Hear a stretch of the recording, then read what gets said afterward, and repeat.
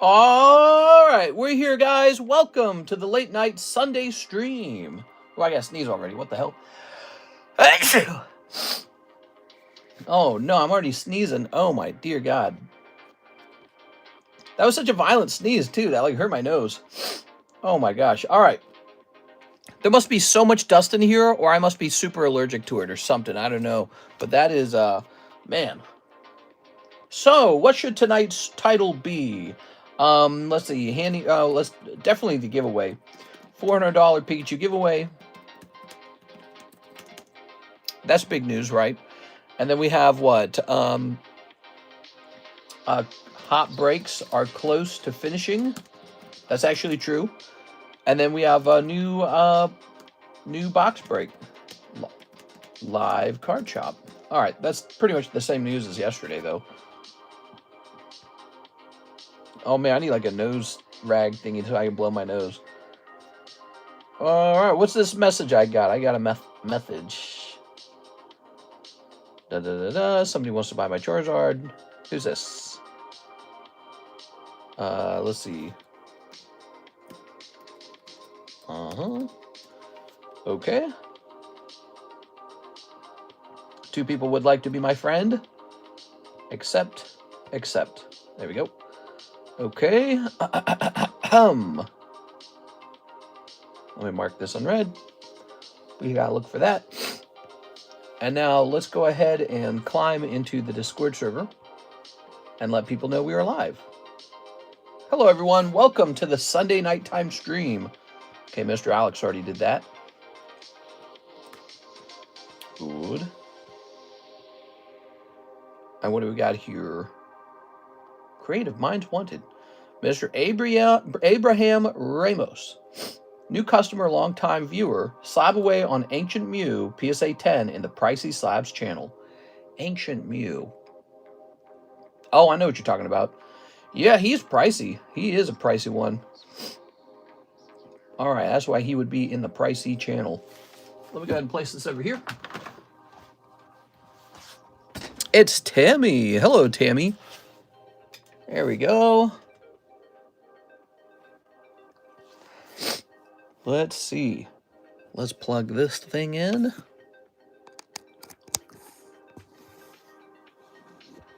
Very nice. And let's plug this thing in. Very nice.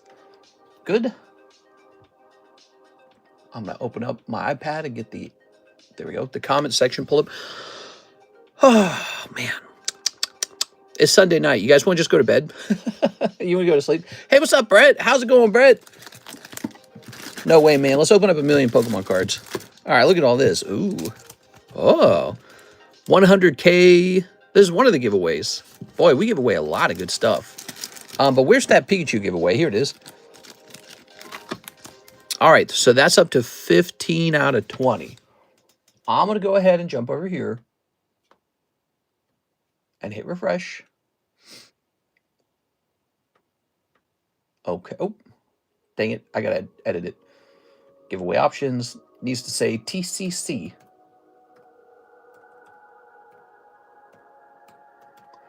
And done. There it goes. Okay, so type that in. What are we listening to? Oh, man, that almost sounded like a 9 Inch Nails song. All right. So this bad boy has 5 spots left. We could hand all of them out tonight, or we could hand out like 4 of them tonight and 1 of them on Monday daytime. That's tempting. What do you guys think? I'm going to chase the Bulba now since I hit the other 2 in the Evo line. Sure, yeah. We got more of that product. I'm tired, man. I'm tired. Here's the Mega Gengar. Here's the Tora Karuta Mew. We've got the Charizard that nobody wants. Poor Charizard. Nobody wants you. That's okay, Charizard. We'll put you in the live customs. Away he goes. 1, 2, 3, 4, 5. It's rainbow holographic Charizard. It's really not bad. But maybe $50 is too big of a buy-in for most people. So we'll make him a $20 buy-in. Okay, tail end of the race. Tail end, number 58. KFC, so I can get Kentucky Fried Chicken, please. Those links. All right. Poor Chowie is out. Flipping this over. How's it going, everybody? Hope you had a nice Sunday. My brain feels super fast and sharp, but man, I just feel like tired in a certain way. You feel tired in a certain way? You are? You are? All right, very nice. But my brain feels like it's running at 100 miles an hour, so there's nothing wrong there. There we go. Let's put this in here. Ooh, very nice. I'm tired too, but here I am smoking pot and watching Mr. Hey, the name's Mr. Get it right. All right, so let's go take care of this Abraham order for the Ancient Mew. He has ordered the Ancient Mew. He has ordered the 3-piece chicken. I always feel that way, mister. It's either mentally charged or physically charged. Never both. There. Da-da-da-da-da. He's on this pile. Ugh. And da-da-da-da-da-da-da. So many cards. Wow. We got a lot. We've got, the Ancient Mew. Very good. So this goes to our friend Abraham Ramos. So funny, I think we've already had somebody named Abraham Ramos in our group before. So I'm going to add your middle initial. Okay, this is a slab away. Especially nowadays. Oof. I always feel that way, mister. Already read that one. All right, so if he sent 50, that means he's put $30 toward the slab. Mr. Abraham. Oh, you're going to be at the top of the list. Wow, can you believe it's September 22, everybody? Holy. So we'll start this in November for you. Abraham Ramos. Ancient Mew. Good. And what is this price? $18.50. I found a nice little Cubone. I bought him before we went live. I was like, ooh, Cubone. I like Cubone, man. He's a good original Pokemon. He's one of those Pokemon where he doesn't get all the spotlight, you know, like Charmander or something like that would, or Pikachu. But he's still one of those really decent Pokemon, you know. Okay, so that's set up and going. This month flew by pretty fast. Yeah, actually, I still have to do some submissions to tag grading. I did not get those done today. So I'm going to probably work on that Monday. Anyone want to do Pokemon trade with me for fish Pokemon? So tired. I had to work on it. Stupid IT tool that fails constantly and have to restart it. Luckily, it will end October 31st, making me work weekends. Ugh. That sucks, dude. Karis has to do that sometimes. She has to work weekends along with the full work week because they're doing some special project update or something really important is going on. And and she just kind of goes crazy when that happens. Not in a good way. Girls can go crazy in a good way or a bad way. But I work every weekend. But I have the best job ever, opening Pokemon cards. So I can't complain. But here we are. We've been doing that for a long time, haven't we? Someday I'll have to take weekends off. I don't know when, but someday. I don't know when. Let's see. Oops. Honestly, like Cubone and Detective Pikachu, I didn't get into that Pokemon until that movie came out. Sure. What do we have here? Oh, more Pokemon. What do you know? We got even more. So we got this Cubone. We got this 9.5 high-class tag team card. Okay. Where are my sleeves? All right, we have some of these, huh? Let me put these, let me put these with the other Korean packs. There we go. And then I gotta get rid of these. We need to make a jumbo pack. So I can put one of those in the jumbo pack for free.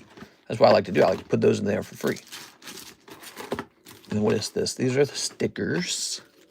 This is an ongoing break that you guys don't ever see. That's for a base set booster pack. Yes, that is a break. That is a break that you, in fact, can join. These are some expired bags, nearly expired bags. It's $9.25, so these expire soon, but they're not technically expired yet. Okay, so place those there. Sorting things up a little bit. I'm here for my free annual Charizard. Oh, here you go. Don't spend it all in one place.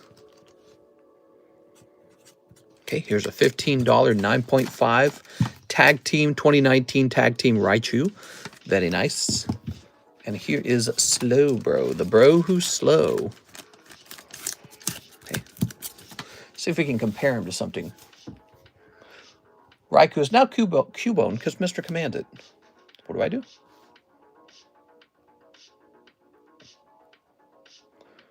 Poker. Okay. There is a cheaper Poker Slowpoke.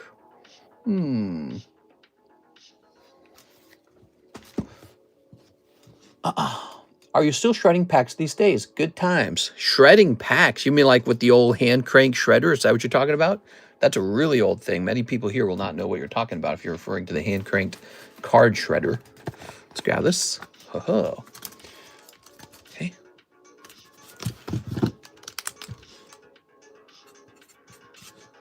$9.25.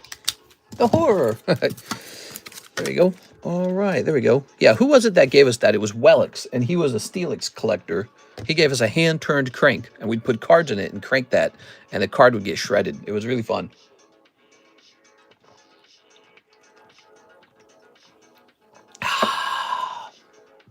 Bring the hand crank shredder back. Yeah, that's really old. I think that was before you were even here. You never seen it.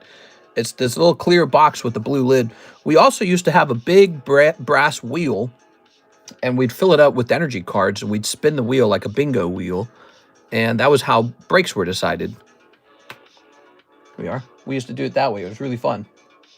We haven't done that in a long time. It used to make a terrible noise. Okay, so we have a Jonathan Gonzalez Bagunas, finishing slab away $250. Yes, sir. All right, let's see. Mr. Jonathan, thank you for that. You had Metal Pikachu. Oh, Mr. Brett, you're going to have some money, apparently.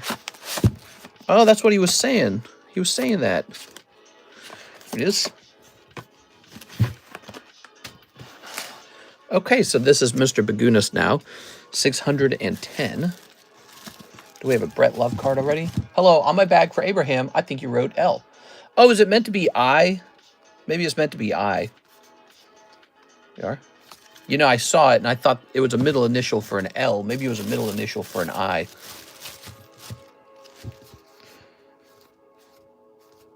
Let's see. Looks like we're making you a new store credit card. Is that right? Okay. Yes, it's meant to be an I. Oh, my bad. Let's fix it. Let's fix it. Okay. So instead of L, it is I. Like that. And then we'll go into our Discord server. Also, let's get rid of this Jonathan Bagunas listing because that is completed. Okay, and then we're going to scroll up here and edit Abraham L. Ramos to say Abraham I. Ramos. Ta-da! All right, good. So, it's a common mistake, I'm sure. It's an easy mistake to make. Let's get you a store credit card. Fantastic buy. Oh, yeah. Those metal cards are great. Okay, you're going to get $445. That's a lot, Mr. Brett. That's pretty easy.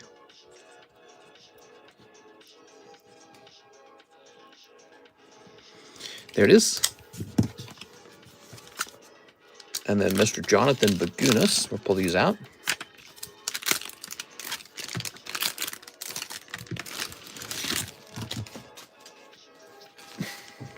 Yay, nice card. It's pretty fascinating how these metal cards were able to net so much money back, you know?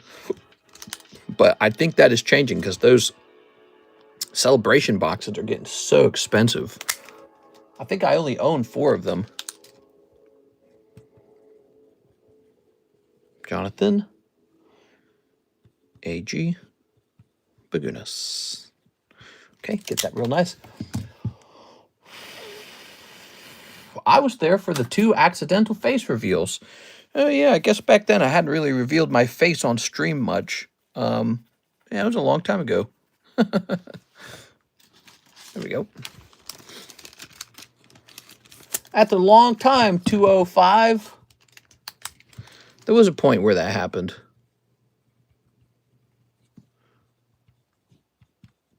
Bagunas. I'm going after my second Zard in a 10 soon. There we go. Hey, sorry, I'm back. Just want to let you know I think something's wrong with your video. The text isn't popping up full screen like how in YouTube Shorts are. I think you're set up as a regular video, just FYI. The text isn't popping up. I don't think your stream is counted on Shorts. Isn't it? Could be the way that you accessed it through the apps. Could have something to do with that. Dapper says, yes, no live captions. Are there normally live captions? I've never heard of that before. Thoughts on the Charlie Kirk Memorial Service? Wow, there were a lot of people there. Yeah, it was pretty interesting. There's a lot you could probably talk about. I listened to the Trump speech, and there was this really interesting moment where Trump talked about how Charlie Kirk was kind of a forgiving person, and he said, you know, help your opponent. And Trump was like, not me. Trump says, he said in really strong words, he said, I hate my opponent and I want the worst for them. And it was just sort of like this moment where you're like, yeah, that's exactly right. That is the distasteful thing that people have never liked about him, is that he's like, he represents something. He's like wrath or something. Donald Trump is like a wrathful Republican. He wants revenge. He wants, you know, his version of justice. He's a wrathful guy. And Charlie Kirk was not. Charlie Kirk was a genuine, he was like a Mitt Romney type. Really, if you think about it, he's like a Mitt Romney almost. He was a type of moderate Republican. He had strong religious views, and he would use those to decide what kind of politician or what kind of political views he held. And so maybe that's why he was so powerful. You know, that stadium was so full of people, and outside the stadium and a second stadium, and people, you know, there were people across several large countries where they were, you know, protesting his death or whatever you want to call it. And that must have been part of his outreach, was the fact that he was so religious.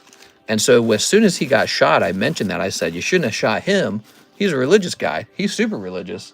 You know, that was what South Park made fun of about him, too. He was super religious. And so Trump's like the opposite of that. And it was kind of the contrast. The contrast was there in that speech. It was kind of fascinating, actually, the contrast. He was saying Charlie Kirk's this sort of forgiving, Christian, you know, nice guy, and I'm a jerk. I'm an old school, you know, I'm going to chomp your head off type. It was very interesting. The contrast was there on full display. Also, we saw him and Elon Musk do a little handshake there. That was fascinating, too. All right, so next up, we got Ivan Rodriguez, TCC 9, Reggie Drago. You got it, man. Reggie Drago? I don't remember having that one. For on PC, that's normal. On mobile, it's different. Ah, that makes sense. I see it as a short on mobile. Don't know why captions aren't available, though. Weird. Anyways, yeah, so Trump, it made you realize what he is. Made you oh, here it is. Made you realize what he is. He is sort of like, in the symbolic sense, he represents a lot of anger and a lot of wrath and a lot of revenge. That's what he is. That's why he got voted in. There we go. All right. Because there was this big time period that made a lot of people very angry about what was going on in the country. And that's effectively what he is, and it worked for him. It got him elected. Luke Laurie, slab away. You got it, Luke. Mr. Luke. All right. And actually, it's kind of sad that this other person, Charlie Kirk, who is more soft maybe, is gone now because he can't, you know, pull Donald Trump's ear and say, hey, stop it. All right. So that is $70 on the Halo sketch cards. Thank you so much, Luke. Appreciate it, man. Yeah, if you think about it, he had a little angel on his shoulder, if you can call Charlie Kirk an angel, which probably sounds insane if you're on the other team. But he had, you know, within the Republican, from the perspective of the Republican Party, he was like a little angel on his shoulder. Charlie was, saying, no, we're Christians, we're good. And I don't think Trump feels that way. I think he's more like mafia boss, playboy, billionaire, you know. I have three three ex-wives. I had sex with a porn star. He's that type. And so he's not a godly man. Trump's very earthly. He is very earthly. I doubt he's very religious, although he will pretend to be for the sake of, being politically effective. But yeah, it was interesting to hear him sort of openly admit that on the microphone, that he's not a good person like Charlie Kirk was. Again, from a religious Republican perspective. Again, people who are listening from the other side are going, what are you talking about? Charlie was, a bad guy. All right, so there's that. But man, those stadiums were pretty full, huh? There were a lot of people attending that. It was also interesting that he was giving the speech from behind glass, so they didn't want to have another shooting, which I guess that would have been super shocking. So they got the bulletproof glass up there, and it was very awkward looking. And yeah, we are. It did feel a little bit like a Republican rally. I think a lot of people will notice that. Umbreon, number 80. All right, what do we got on this Umbreon?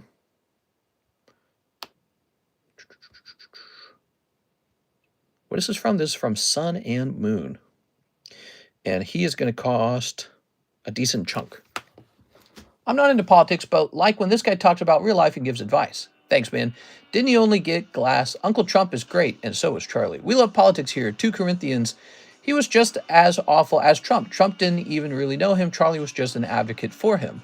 That's not what they're saying. They're saying Charlie Kirk was heavily involved in the the political comeback of the Trump party. So they made it sound like it was actually Charlie who introduced J.D. Vance to Trump and recommended him as vice president. Apparently, it was also Charlie who got, what's his name? His name is RFK Jr.? Am I saying that right? Who's the health guy who talks like crazy? I can't remember his name. He's a bit of a quiet figure. He doesn't draw too much attention to himself. Is it RFK Jr.? I think it's RFK Jr., right? But yeah, interestingly, he also introduced that guy from the Democrat Party into the Republican Party. So, they don't make it sound like he played a small role. JFK, thank you. RFK, I don't know where I came up with that. It didn't sound right when I said it. It is. Very nice. People love talking about Trumps when they don't know the facts. I dream of Mr. Eating cookies. What? What do you mean eating cookies? Well, today I had a bite of banana bread because I bought some banana bread for Karis. And I just had one big meal today. I only ate one time. I had some pistachios, some macaroni, some mashed potatoes, and I had steak and chicken. And it was all made by me, and it was delicious. So it was pretty good. All right. Robert F. Kennedy Jr. Oh, did I have it? I did have it right. Okay, so it was RFK Jr. Okay, so I heard now that was actually Charlie Kirk that made that happen. So I find that very interesting as well. If it's all true, I don't know. I don't know how much of it's true. But that's fascinating stuff. All right, what's this? Oh, that Dark Flareon looks nice. That got an 8, huh? I wonder if that would have a shot at a 9 if I regraded it. That's a bummer that it got an 8, huh? Man, that's nice. That needs to go into the... that definitely needs to go right into the Poke Shuffle. Poke Shuffle would be great for this Flareon. It's just BS hype to pad the success of a loyalist. Mister, I sent for pack grading in June. Is there a way to see if it went out already? No, pack grading has not gone out. I should have mentioned that pack grading is a bit slower than the other grading types. We could do it very soon, though. How does that sound? Unless you want to cancel it, pack grading can be done very soon. It is. The problem with pack grading is there's so few people who actually order pack grading that it's hard to get a group submission going. So as of right now, there's only about 3 packs that need to be sent out. And it would be better if there were more packs that were going out, but it's just like 3. So then there's the other option. I send out a bunch of packs, but do I want to send out packs? I'm not really in that position where I want to send out a lot. So that's how it takes longer. It's about demand. The demand's really small for it. 1, 2, 3, 4, 5, 6, 7, 8. I ate nail polish. No, Ollie, no, not the nail polish. I told you not to eat that, Ollie. All right, don't eat nail polish. It's bad for you. Dark Flareon. And this is going to be 8. It tastes like glow sticks. What? You're not supposed to eat those either. All right. So we'll pop this up over here. Toss this in here. Let me have a sip. Also, what is this music? I'll just get out of this music. What the title of that is This Isn't Blank. Bad word. Why does this Charlie Kirk situation feel like a cover-up more and more every day? We are.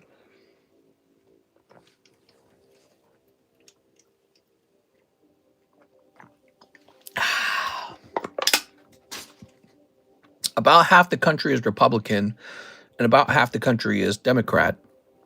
And it's really interesting because the Republicans are mostly really strongly unified about how they feel about Charlie Kirk. When you have the other team talk about him, they often come up with something like, oh, it's all fake. He's just a podcaster. He doesn't matter.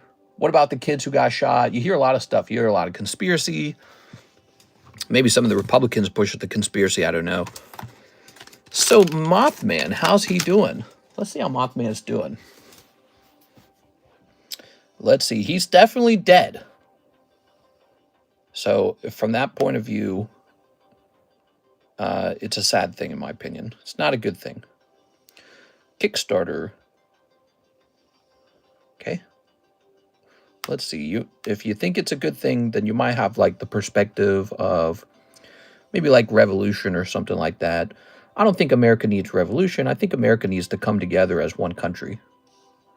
So this isn't a reverse hollow. This is a regular hollow. The cheapest regular hollow of Mothman is $1,500. Let's check the last sold. So the last sold Mothman, let's see, ended recently.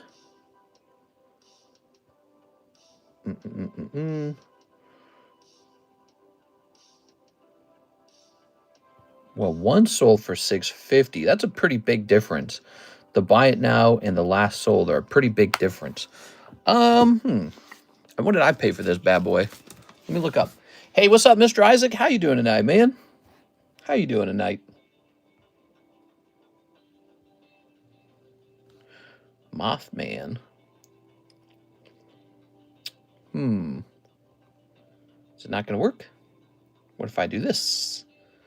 Wow, weird. It's saying it doesn't recognize it. How about Metazoo? Wow, how did I buy this thing? I thought I paid for it. Let's see. PSA 10, Kickstarter. What? I can't find it. I must have done a private sale on it. I don't know what to sell it for then. I'll offer him for $800. Mister will obviously take my place in the orders. Just want to make sure you saw my message in Discord. Ooh, let's take care of that, Mr. Brett. Yeah, let's take care of that. We're far from united, says Mr. Lurkin. Yeah, I'd agree. America has a problem where I think it's a good time for America to have a common set of values that we all agree on and, you know, as a country sort of unite. And so that would be a really good idea about right now. So this will be 800. I, for one, think America should be all about collecting Pokemon. Said the Pokemon card collector. So we'll set them at 800 for now. And then let's jump over to that message. Ah, there it is. That card used to be 10K. It sure was a long time ago. Oh, okay. I see. So we will get an order from you in the queue. So we'll wait till it's your turn in the queue, okay? Let's see. We're going to hit refresh over here. It sounds like you would have already sent it, but I don't see the order. Is it here? How did you send that payment?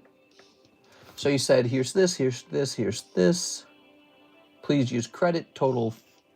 Oh, no, it's just credit. It's just credit. I'm going crazy. Don't listen to me, Mr. Brett. Don't listen to me. So he wants a Prismatic SBC, 2 live customs, 1 Crown Zenith, and $10 for what's left you choose. Okay, cool. So I was going a little crazy there. Crown Zenith. Haha. So nice. Lots of gun enthusiasts are saying, how did he have time to assemble a rifle, disassemble it, and perfectly escape? There were a screwdriver left behind on the roof. Here's Brett Love. Mr. Uncle Mike, I'm not really into all that conspiracy. Here it is. All right, very nice. I'm not into all that. I'm not sitting here wondering, did the aliens did it? Was it Mossad? Oh, it was all fake. The Republicans did it to themselves on purpose. I'm not doing any of that, personally. I'm going to go with the simplest explanation. It was probably somebody who didn't like him, got onto a roof and shot him, and then ran away. There we go. So, 2 live customs. 2 live. People really get into conspiracy. That's not me. 1 and a 2. 2 cold live customs. I'm sorry. They said the guy behind Kirk was giving signs to the shooter. We are. So, let's go get that SPC. You got it, man. Okay, let's see. So, you'll have total $410. Okay, so you'll have $35 left over. Yeah, I think I saw that video. Guy was moving his hand, and so everyone was like, it's the secret signal. That's the signal.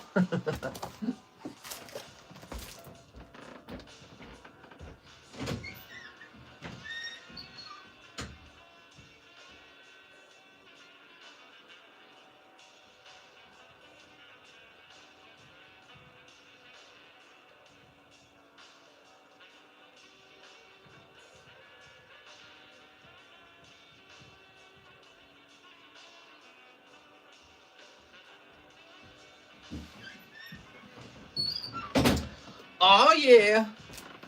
I am ready. 1 SPC coming right up.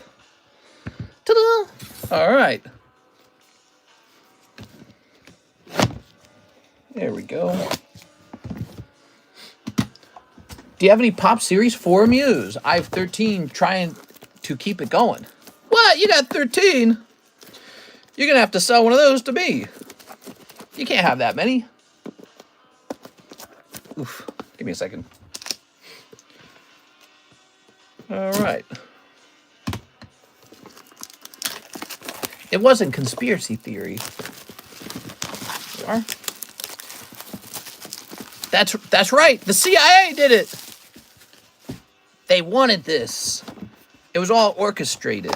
And Trump's ear healed too fast. Those tricksy Republicans killing their most influential speaker on purpose.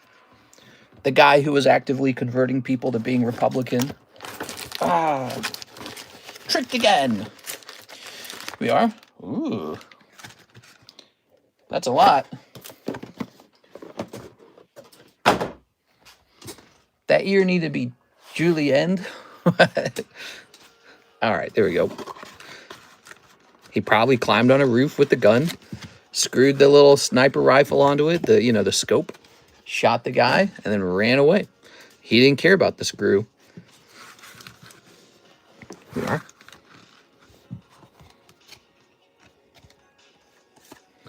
Ta-da! Oh, okay, good. I thought that was just some kind of fluff on it, huh? Good. We like that. You know, there's still problems with it, though. I mean, if we look at the back of this card, look at that. I don't like that up there. And I don't like this right here. And a little bit of whiting right about there. I don't like that. It's tough, man. It's tough getting 10s. It's so tough. All right. I'm praying that you get an Umbreon. Let's get that Umbreon. Dear RNGesus. That promo's for you. Let's see. Don't you love how the SPC promo comes in an instant 9? I hate how they stored those. It's just how it is. Chat, who do you think killed JFK? Here it is. Very nice. All right.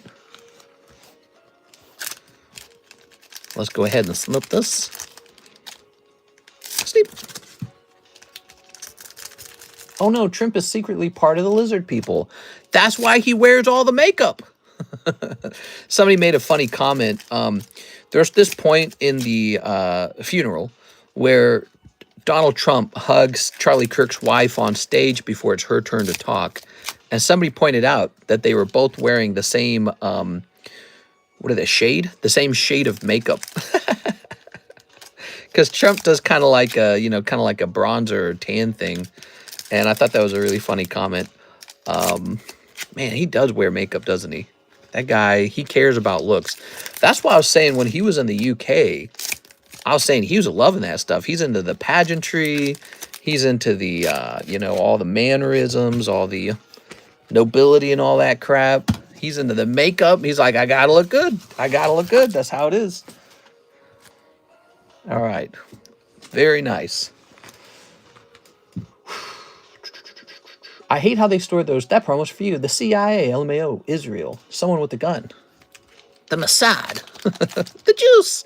Here's Leafeon. Sleeveon. Ooh, Sleeveon. Okay, you ready? Carmine. Sneasel. Okay, set that there actually in the middle. Want to go sing to Lyndon Johnson grave in Stonewall, Texas with me. Fun fact, Lee Harvey Oswald, who shot JFK, was once a Marine. They use his shooting as part of a learning in USMC boot camp at the rifle range. Uh-huh. Here's Ogre-Pon. Ooh. What is it that they claim that he was assassinated by the CIA because he wanted to get rid of, like, the Federal Reserve or something like that? Same with the whole Titanic conspiracy. The Titanic was sunk on purpose with not enough lifeboats because, the people on board were important bank head industry guys who wanted to get rid of the Federal Reserve. Monkey Dory. The Rothschild family. Here's Leafeon. I've heard them all. I've heard all the conspiracies, guys. I've heard all of them. I think I've heard all of them. Here's Earthen Vessel. Duskull and Noivern. Do you think Chinese Pokemon cards will be worth the investment?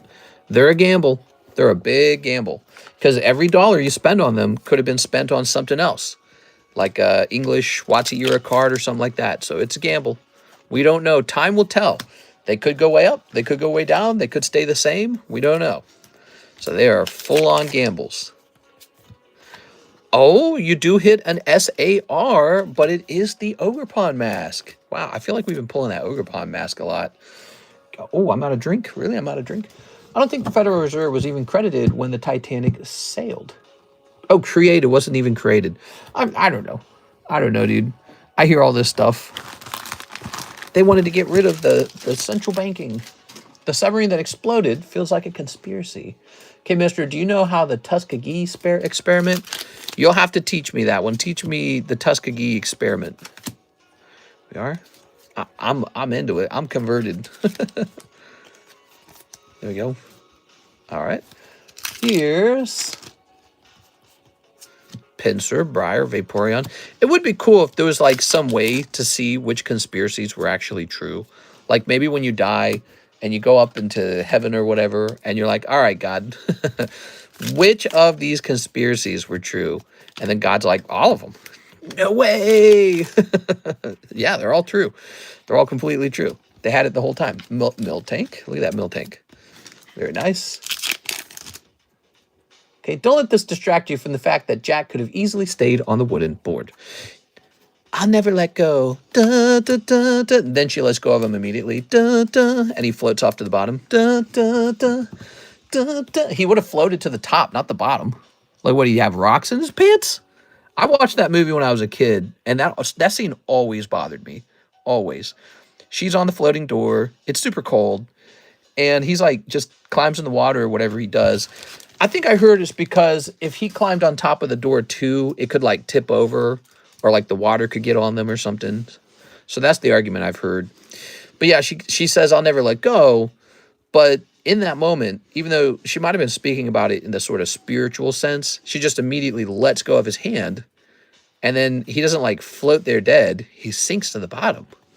And none of that makes sense to me. As a kid, I looked at that and I'm like, huh? I was like, this scene's so fake, dude. As a kid, it didn't make sense to me at all. I was like, why'd you let go of him? Yeah. Ooh, Eevee. Mermaid was down there. Great sci-fi, old cheesy movie. He was frozen. There you go. Ice floats. Ogerpon, Hippopotamus, Screamtail, Leafeon, Noivern, Duskull, Rhyfort. No, the Titanic continues to attract a lot of attention, and it's an insane story. It's an absolutely incredible, not incredible, tragic thing that happened, and it has a moral to the story too. So it's very, you know, there's a powerful message about human arrogance, and think, we've got the unsinkable ship. It's unsinkable. And it's like, that's what killed everyone, was thinking that it was unsinkable, thinking that we don't have to slow down. We can go at full speed. Sure, there's ice in the water. This boat's unsinkable, right? We don't need all those lifeboats. We've got an unsinkable boat. This is the Titanic. Nothing can stop it. So it's almost like a biblical sized story, the way that it plays out. And, you know, you can imagine the horror of slowly sinking in the water. The boat didn't go down in 2 seconds. It didn't blow up like the Heisenberg did. It slowly sank into the water, and then finally, you know, it snaps in half, and then the second half of it goes perhaps a bit faster, and you get tossed into the water, and it's freezing cold water. That's what killed people, was hypothermia. So everything about it was dreadful. And, you know, of course, they got to make a movie about that. That's a pretty powerful thing, you know. I wonder if the Titanic would be worth harvesting for the pre-nuclear steel. There was a room for DiCaprio on the raft. There was room for DiCaprio on the raft. You know, if you ever listen to the survivors talk about what happened, they said that the level of fear and desperation was so severe, so bad, that when the second half of the boat sank and all these people were forced into the water, there was a horrific fear that, first of all, you could get dragged in by debris or by like some sort of undertow. But also there was this really terrible fear that people in the water would try to climb into your raft and tip the raft. And so what they really did is, once you're in the raft, because you were so scared of the whole thing, you paddled the raft far away as you could. And so, yeah, there could have been some rafts that could have taken maybe on a couple more people. But many of the later rafts were filled to the brim. So the earliest rafts, you're right, had more space. But the later rafts were filled, they were actually over capacity already. They were filled to the brim because everyone could see it coming. It was over. And so they paddled far away in terror that not only could the boat sink them, you know, the actual Titanic, and all the debris in the water and the explosions and everything, but the desperate people in the water could grab onto the raft and tilt it. So no, they probably couldn't have been saved. What could have saved them is having more lifeboats, which of course just wasn't factually the case. And so that's what killed them. And that was human arrogance, really. It was arrogance. Great story. I told you guys it's a great story. Mister, I educated you on the Tuskegee experiments. All right, let's read it. So he said, essentially they were duped into getting healthcare. Read last comments. Tuskegee. Let me go into the all chat. How's it going, guys? Welcome to our late night Pokemon card shop show. If you guys want to keep the show going, open up some cards tonight. By the way, we have a Pokemon card giveaway right here.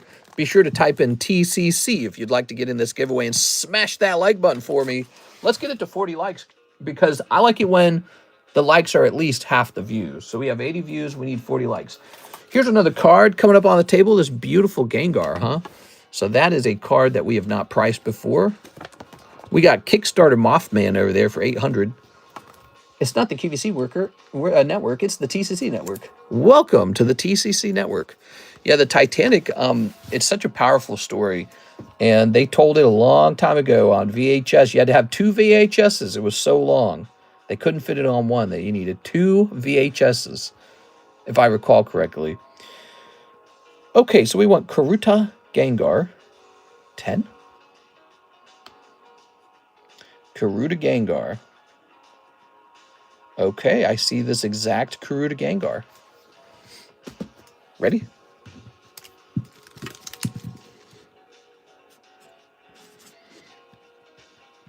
Cool. What is this music? I'm skipping this music. Mr. Ice Bank, myself. The original movie was 2 VHS tapes. Yeah, exactly. I remember. Da, da, da, da, da, da. Draw me like one of your French sluts. I remember. I remember. Do you remember?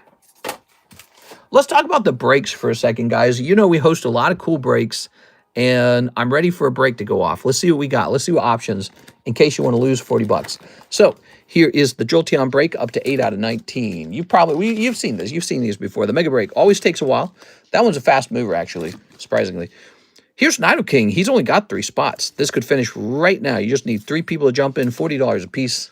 That is Nidoking. Here's Bowser. He's 3 out of 8. Okay, it's actually Bowser and Mario. Here's Mario on the back. That's also a 10. So 10 Bowser, 10 Mario. And these are older cards. They're 10 years old. So they're not like freshly printed modern cards, just to be clear. That's an older Nintendo card playing set. Cool stuff. And here's Trafalgar Law manga. Man, he's come so far. He's at 8 out of 14. He just needs 6 people, but he's like stuck. That guy hasn't had progress in a while. Same with this Cloud. You know, Cloud stuck at like 4 spots forever.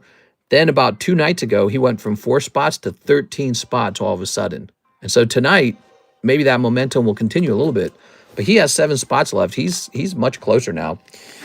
Here is that Espeon Rare Candy, 1 out of 26. There's just a lot of breaks. There's a lot of breaks. There's fast ones. There's slow ones. There's the Poke Shuffle. There's the live customs. You know, we got everything going on. Here is Astro Radiance. We just started this. It's a 1 in 16 with a $40 buy-in, but nobody jumped in that night. So we'll see if it gains some traction a little bit later. Or maybe you guys prefer a different box like Brilliant Stars. Here's the September giveaway list.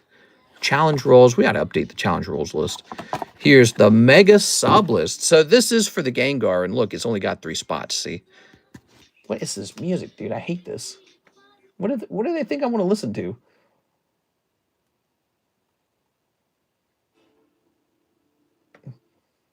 Freaking give me good music. All right. 151 surprise case break, the one with the Gengar in it. That card has gone up in price. And I recommend jumping in here. It's $200 per box. We might pull a Gengar. I'd love to pull a Gengar because then we would have footage of it. Okay, here's the Ancient Origins Vintage Box Break, $325 per pack. And that is about halfway full. And that's my email for sending me your address when you ship. All right, cool. Inferno X, a Mega Evolution release, and I feel 2 more as well for the other card. Says, I heard that the creator of the Titanic said, I'll build a boat too strong, not even God can sink it. Really? Put me in for the Mario Bowser break. Hell yeah, dude. All right. So you've got 35 here. I'm going to toss this. Actually, I'll keep it. That'll be your card. There we are. Boop. So that is the Retro Mario Bowser card. I actually really enjoy some cards that are not Pokemon, including really big brands like Mickey Mouse and Mario. They're both really good. And Minecraft is good. We've got Fortnite. You can open Fortnite cards on this channel. Did you know that? Okay, let's see. So that was Luke Laurie, and then we have Mr. Martin Ramirez, 1 extra live custom for Mr. Spaceman. Did I take care of that already? Did I take care of that? 1 extra live custom Martin Ramirez. Did I already do that? I can't remember now. Hey, how's your night going? What's up, Sully? Do you buy cards? Broly, I buy a ton of cards. So if you guys are ever selling your collection or you're getting rid of something, you got a vintage box or something cool like that, hit me up because I could be a potential buyer. You can hit me up on Discord, Instagram, or email.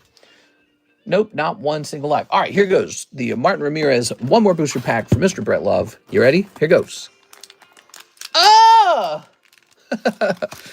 1 Ghastly coin. That was from Mr. Martin Ramirez to Mr. Spaceman. Did you guys make a deal with each other, or was he just being nice? What's that all about? Did you guys have a deal together? Here we are. Mr. is the Pokemon Bank. Not really. I mean, I'd say PSA is the Pokemon Bank, but we have a nice amount of Pokemon. I'm the Duke of Pokemon cards. Here we are. Oh my gosh, what? Yeah, it looks like he bought you a gift. Brett Love. Maybe he got tired of seeing you get these live customs and just barely missing. And he said, wait a second, let's have him hit. My birthday is tomorrow. Can you sing for me? Maybe. Let's see. Solely. Let me jump back over here. How do I purchase this, Colby? Hey, Colby, it's very easy. It's very easy. You just head right over to the description of the live stream. And there you're going to find PayPal, Zelle, Venmo, Cash App. And you just send money straight over to me. I get an email while we're live, and then I service the order. Now, you could be paying $140 for a slab. See, there's the price. That's a break, 40 bucks. Or you can scroll down the description and see all the things for sale. That's how it works. It's very easy. I'm looking to sell my NBA cards. How do I do cheap shipping to sell my cards? I have no clue on that one. Also, I do buy cards, but I don't really buy sports. So I mostly buy Pokemon, but I'll buy some other stuff too. Where do you recommend I sell them? Probably just eBay. Probably just eBay. All right, cool. I think we got to write that down over here. And then I think I'm going to stand up and get a drink. Okay. Martin, he didn't already have a name in here, did he? I was going to say number 14. Martin Ramirez. 20. Cool. So I put you in there, Mr. Martin. Wow, look at this. This is up to 4 out of 8 now. Cool. For 2 slabs, remember that. Now, you guys, don't go anywhere. I'm going to go grab a drink. I have some expensive magic hits. Who am I thanking here for that? I'm looking back through the comments. This person needs to be thanked. Well, his PayPal was Martin Ramirez, but I don't know who that is in stream. Maybe he'll say, hey, it's me.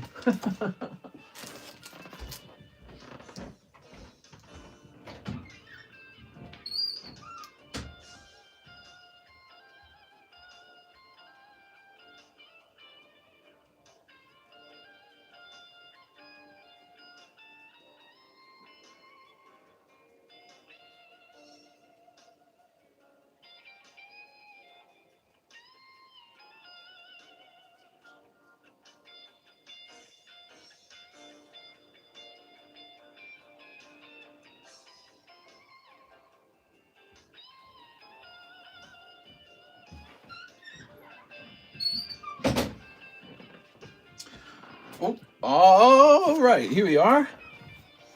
I'm back. What is this music? It's terrible. Dude, I'm resetting the music. Sport cards are tough. Pokies can't get injured like pro players. Okay. What do we have next? I'm investing in Pokemon cards. I'm an investor. Look at me. Mom, this is an investment. Honey, this is an investment. I'm investing. This is very sophisticated. I'm gonna put, if I ever have to go dating again, I'm gonna put that on my bio. You know, I'll be on Tinder or whatever, and it'll say Pokemon card investor. That's definitely gonna get me in. Girls will be lining up. Ooh. How's this card look? Okay. Here we have Shiny Tyranitar. Nice. Boobs McGee. This thing. This guy. This guy. Okay. Good guy. Good guy. I'm a Pokemon card investor. Yeah, so I invest in Pokemon. I wouldn't do Tinder. Tinder Gold is so expensive. Is it? Have you guys had any success on the dating apps? You are. What's it like? I've never met a girl through a dating app. What's it like? How do you reach a point where she's like, yeah, come meet me. Come like where do you meet? Do you meet like at McDonald's? Like, how does that work? Do you go to her place, like her house? That, to me, that sounds insane. Like meeting a guy online and then revealing where you live. Like, whew. Okay, let's see. I've had a few piglets off to... What are you saying, man? Oh, my God. A few... What? All right, let's just see, guys. Give me a second here. Looking for a price. So here's an 8.5. And then there's a 9. All right. What's good, Mr. Chat? Hey, how's it going, Mr. LaFlame? How's life? I've never been on Tinder, but it seems they are lonely people just looking for sex. What? That's what I am. That's what I'm looking for. Can't resist the tortas on Tinder. The tortas? You are? What are you talking about, dude? All right. What can I get that looks cool for $5? You could open up 2 packs of Trick or Trade. Yeah, Trick or Trade's pretty cheap. I think it's $2 per pack, the Trick or Trade. And you could potentially pull a Gengar out of there. You could also try a shot at the Poke Shuffle. Of course, if it's cold, you're not going to get anything. You're just going to get a common card. Okay. We have a lovely Alakasham. If you focus on whether you like them rather than if they like you, you immediately improve. I could never go to someone's house when I've just met them online, says Christy. I'll just stick with my AI girlfriend. The Carddass, you're not that lonely to do that. 80 more Obsidian Black Flame Korean. Yes, actually, we found some more. This is perhaps the rest of it right here. How many packs do we got? 1, 2, 3, 4, 5, 6, 7, 8, 9, 10, 11, 12, 13, 14, 15, 16, 17, 18, 19, 20, 21, 22, 23, 24, 25, 26. 26. 20. We got 20 of them. If I sell my NBA cards at a card shop, will they rip me off? They will, yeah, because what they're going to do is they're going to offer you a lower amount for the cards that you want to sell, but there's a really good explanation for this. That's because now they have to do the work of selling the card. So either you do the work and sell it on eBay yourself, or you give it to a guy who he's going to do the work, but he's not going to work for you for free. He wants a cut. So let's say that the market value of your collection is $1,000, and you just want him to buy it from you for $1,000, but he doesn't want the cards. He's just offering to get them sold for you because he's a card shop guy. So he says, I'm not going to give you 1,000. I'll give you 600. I'll give you 650. And if you don't want that, if you want the full 1,000, well, then you need to go to eBay and you need to sell it on eBay. But when you head over there and do that, eBay's going to take 13%. After you make a certain amount of sales, you owe the government taxes. They start to, eBay's supposed to report it. I heard they reversed that. Isn't that true? Did Trump reverse that? And then also, you got to ship every single item that sells.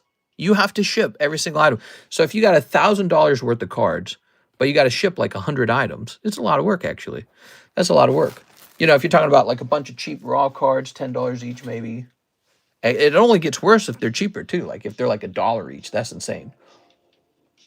So really with the card shop guy, he's not interested in it unless it's going to turn him a profit margin that's similar to what his regular sealed product gives him, right? So let's say he could buy $1,000 of sealed product and then he really just makes like, $400 from that, or he can buy $1,000 of your cards. Well, if he can only make $200 from your cards, why is he going to bother? So that's part of the understanding of it. Here's Mr. Savannah with the So. Hey, what's up, man? He says 10 prismatic, 1 gem, 2 box, and $10 for shipping. Oh, hell yeah, dude. So this is a bigger order, everybody. Let's see what we get out of this. Bigger order, everybody. All right, thank you, man. Let's grab this, and we'll grab one of these. So we got these right here. I had a wife once, and she cheated on me and left me for him. Now I'm happy to just live with my dog and next door to my daughter and my grandkids. Oh, that's nice. Yeah, husbands and wives are really individual people, and they could be good or they can be bad, or you could be well matched together or poorly matched, or you can miscommunicate, or somebody could be immature, somebody could be tempted to do something wrong. Somebody could be addicted to being bad, doing some kind of drug or something. Somebody could be bad at work. There's so many problems in the world. There's so many problems in life. So when you decide to get married or get with somebody, it's really a bit of an adventure, and it could end, and it might, probably about 50% of the time it ends poorly. I don't think there's any shame in it.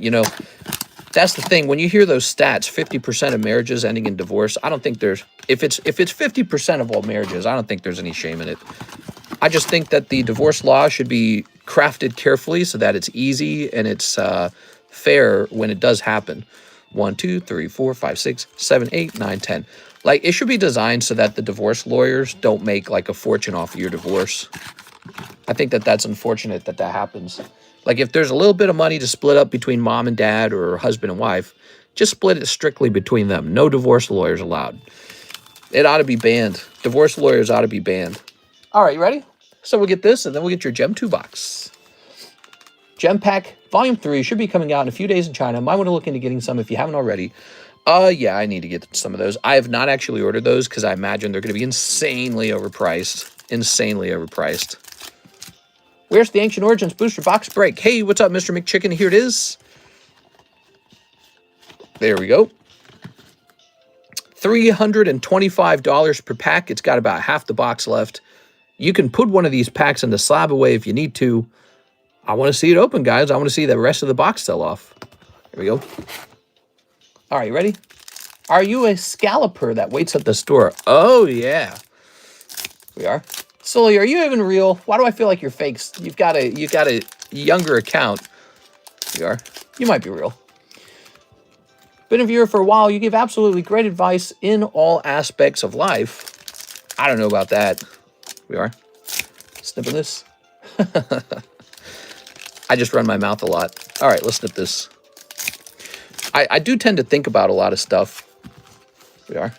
I like to think. That was what made me good at talking when I was young. I like to think about things. Okay, Mr. Savannarith, you ready? Okay. Oh, here's Friends in Paldea. She did, then he died on her. Then she married. He died on. Oh, you're saying that her new husband died. I was like, wait, what? Like he died on top of her physically? She married another guy, and he stole her money, and she divorced him. I call that karma. Oof. Yeah, we are. All right. Black belts training. One time I looked up an ex-girlfriend, and she was not living a great life, and she looked kind of like a train wreck, and I was like, whew, bullet dodged or something. But I didn't feel good about feeling that way. I was like, ew. But yeah, it's an interesting feeling, a little bit of revenge almost. All right. Let's see. Okie dokie. Ogre Pond. I didn't know scallops could swim like SpongeBob. Got to get to the seafood market early for the best fish. I've never tried a scallop. Yogo, they're expensive for a reason. It's because they're highly sought after. They're very good tasting. We are. Ooh, cottony. Scallop, it's sort of like... What is it like? It's in the same category as shrimp and lobster, basically. But it's like yummier in a certain way. You are? It's almost like a steak of those things. It's hard to describe. I've only 2 rules. Don't lie to me and don't cheat on me. Yeah, those are basically the rules for everybody. You cheated on me when I specifically asked you not to? Yeah, pretty much. It's like a chewy shrimp. Yeah, it's like a marshmallow chewy shrimp. Exactly. It's like a little steak shrimp. It's like a little shrimpy steak. And they're highly sought after because they taste very good. They're very popular in pasta dishes or maybe just standalone dishes. There we go. All right. That was one. Oh, I think I gave you. Yeah, that was 10 packs, not one whole box. I gave you 10 packs. That's 1.5 boxes, sort of. Mr. lives by the lake. He can go fishing anytime. Not for scallops. Not for scallops. Okay, you ready? Time, Vitali, Cottony, Ogre Pond, Treasure Tracker, Black Belt, and Friends in Paldea. All trainers all day long. Wow. So many trainers. It's a Jewish shrimp. What? Let me have a sip of this. I will endeavor to smash in some scallops at that, as that sounds delicious.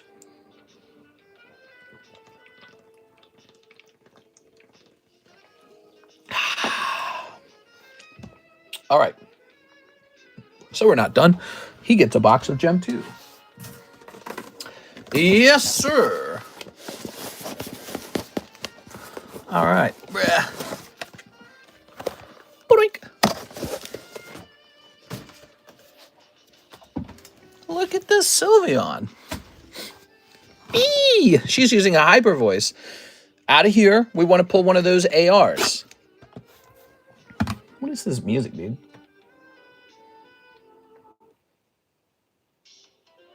You know what? I'm turning on this Metroid wave. I know this is good. I like the Metroid wave. Oh, yeah. Dark Magician Girl would never lie or cheat on me. Thanks, Dark Magician Girl. All right. Very good. Modern relationships are, I think everyone would agree they're not what they used to be. In the past, everyone had sort of like a job in the relationship. Nowadays, relationships are more like, hey, how can I feel good for a while? And I feel like that's a big struggle, actually. You know, it's almost like a philosophy about what the point of life is. I think a long time ago, everyone was super duper religious, and it was like you had babies because you're supposed to have babies. Mom and dad expected you to behave a certain way, and there was like a family life, and all of that's changed now. All of that's in the past. We live in the future now. All right. Now it's about how many tortas can I find on Tinder. Ooh, I found a Tinder torta. We are very different. Is it a good thing? Is it a bad thing? I don't know. You tell me. Okay, you ready? Jump 2. Hey, mister, when you prep your cards for grading, do you use microfiber pads? No. No, not at all. Is this GTA 6? Yes. Here's Glaceon. Okay, there's Espion. Eevee. All right. Very good. Ta-da! Here's a stamp. Mr. B-Rad, thanks for joining, man. If you guys want to be a member, it's $2 a month. And the longer you have a membership, the more people are aware that you spent your time over here. Religions are nothing more than organized, acceptable. Ooh, look at that. Hey, look at that. You see that? I didn't do that to the card. It was already that way.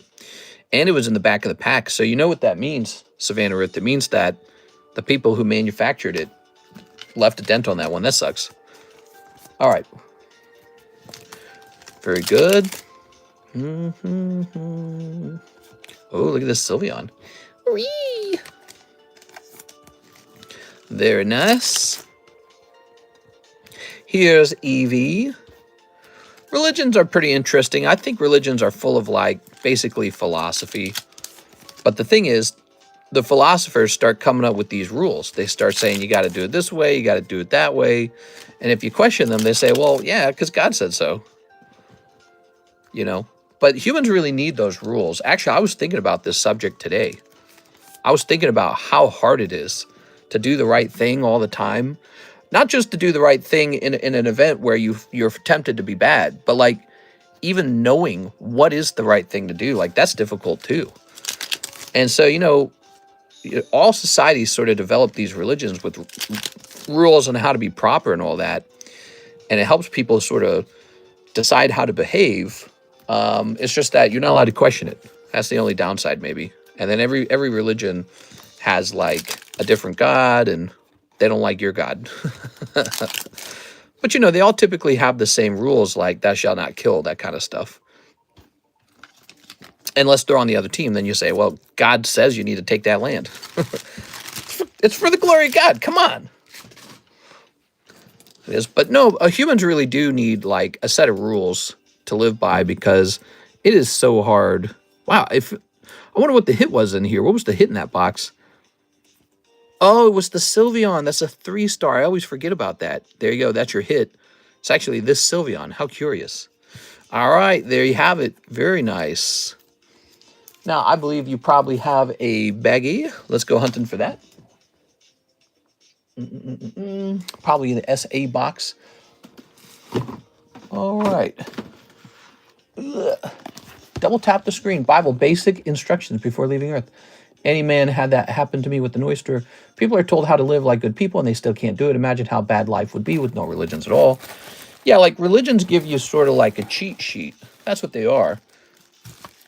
if you're this person who can't figure out right from wrong, or it's not super intuitive for you, it's not intuitive for everybody. It's not. Everyone does not instantly come to the conclusion to be good. Everyone doesn't instantly act like an angel. Our gut instinct is to act like an animal. And so religions remind you to be good. And you sort of need that. That was what I was appreciating today. I was thinking about that today. Earlier today, I even wrote that down in our news channel where we talk a little politics on our Discord server. I was thinking about that. Here it is. All right. Very good. But it's funny because the religions will disagree with each other. So it's like, okay. Everyone has a different flavor. Just like humans with no religions. All right. Oops. Let's go ahead and reset our shipping system. Fresh shipping. Mr. Gets Down. Mr. Ponders Life. Mr. Appreciates Life for a moment. When Mr. I feel that if you need guidance on how to be decent, you may in fact not be decent. Yeah, I've heard people say that. I've heard like Bill Maher say that. You know, maybe that would have been something that like George Carlin would have said. It's very edgy, right? Oh, if you need religion to tell you how to be good. But you do, right? Like relationship is a great example. If you're in a relationship, it's so much easier for things to go wrong than for things to be correct and understanding, right? Like husband and wife, girlfriend, boyfriend, everyone fights all the time and it's always going wrong, you know? And so it's so much easier to have a relationship problem than it is to have like a smooth relationship. And I think the numbers bear that out when you look at how many relationships end or how many marriages end in divorce. Well, that number, 50%, probably pales in comparison to the numbers of boyfriends and girlfriends who break up. Think about that for a second.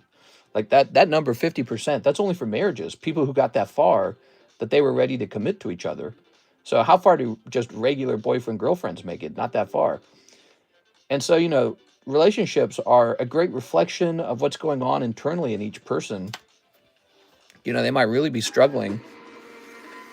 And they're complicated enough that you almost need like a therapist, like a couple therapist. You know, you hear about that. Or a book that tells you how to be a good husband, or a book that tells you how to be a good wife. And I don't even think those things get it all the time, because I think humans are so dynamic. Everyone's got really different personality types, different, you know, maybe childhood traumas. Maybe they had this kind of parent, that kind of parent, or maybe they're a certain type of person. You know, there's all these different elements. And so even if you were to go read a relationship book, it might have good general advice, but it's not going to be like a surgical doctor for whatever problem you might be having. And so it's interesting that, you know, when you're trying to solve problems in life, especially problems of social problems, moral problems, behavioral problems, it's crazy how important like reality is to solve those. You have to really be in touch with reality to solve it. Because if you live in like a fantasy in your head, now you're in trouble because you're stuck. You're definitely not going to solve it. You really, really have to be grounded in reality. And I think that is one of the hardest things for human beings. Human beings are so imaginative that they really do just kind of imagine how they'd like things to be or how they see it. They don't really see reality or how things are going to play out the correct way, you know, like with not correct, but sort of like no matter what you try to do. Like we're all going to die, right? Joshua Whipple, Ivy's Award of PSA, 15 packs of Mega Brave. Ivy's Award of PSA, you got it. Okay. If we draw a parallel with ancient Rome, it's disturbingly close.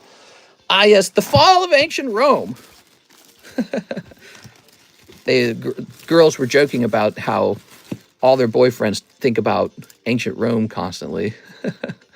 Ask your man how often he thinks of ancient Rome. Constantly. Every day. How do I enter the Pikachu giveaway? You need to type in TCC into the chat. That's how you do it. Anyway, so yeah, you know, life's so difficult. You definitely need some guidance on it. And humans have different versions of what guidance is. Maybe your dad, maybe your mom, but very often it's religion. And religion is just sort of a shortcut to drawing certain conclusions, like thou shalt not kill your neighbor. And so you don't have to question why you shouldn't kill your neighbor. Instead of having a long philosophical, drawn out, thought process and debate, you could just do what God says. God said not to do it, therefore don't do it. So it's sort of like I was saying earlier, it's like a cheat sheet. And but other than that, you have to go through a long explanation and really reason about it and hope that you come to the correct conclusions on your own. I think a lot of that's going on in society constantly. So it's like we try out new ideas and then we realize, hey, this really isn't working. And then you realize why it was a rule not to do that thing in like a religious book. All the religious books share a couple basic beliefs. So this is going to say PSA. Boink. All right. Oh, beautiful. Okay, set this over here. Now, you want 15 packs of Mega Brave. Do I have Mega Brave in here? Let's see. No. Let me go grab some Mega Brave. Be right back.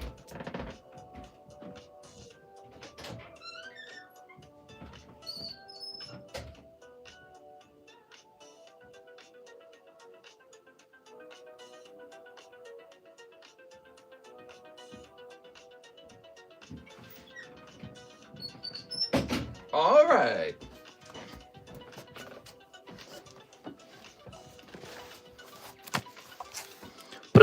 He's getting up. That means it's the good stuff. That's right. The fresh stuff. Very good.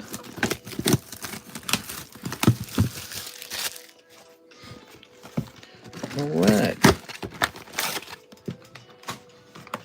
No Hawaiian or Troy today? Hawaiian was here. Ready? Oh, you said 15. That's going to be half of that. There we go. Got it. Let's count it up. 1, 2, 3, 4, 5, 6, 7, 8, 9, 10, 11, 12, 13, 14, 15. Okay. Good. Good. Very nice. Okay, Mr. Josh, and he wants Bulbasaur, right? You're trying to pull Bulbasaur. He wants Bulbasaur AR. What he doesn't know is he has to open up the whole box. Bulbasaur is on the other half. One Bulbasaur, please. You got it. One Bulbasaur.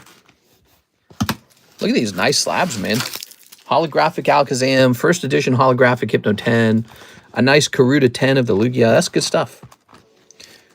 We got the good stuff. Cold. Cold. The red balloon. You'll float too. You'll float too. Cold. Cold. One Cinderace. Absol. What do you know about old maid Japanese cards? Old maid refers to women who didn't get married and then they got too old to get married. Here's Ivysaur. That's what an old maid is. Kind of a derogatory term. I know that's not your question. I'm just making fun of you. Here's Ivysaur. That's not what you want. You want Bulbasaur. Bulbasaur. Okay. Here's the dinosaur and Lucario. Ta-da! All right. We don't have the same derogatory term for men, do we?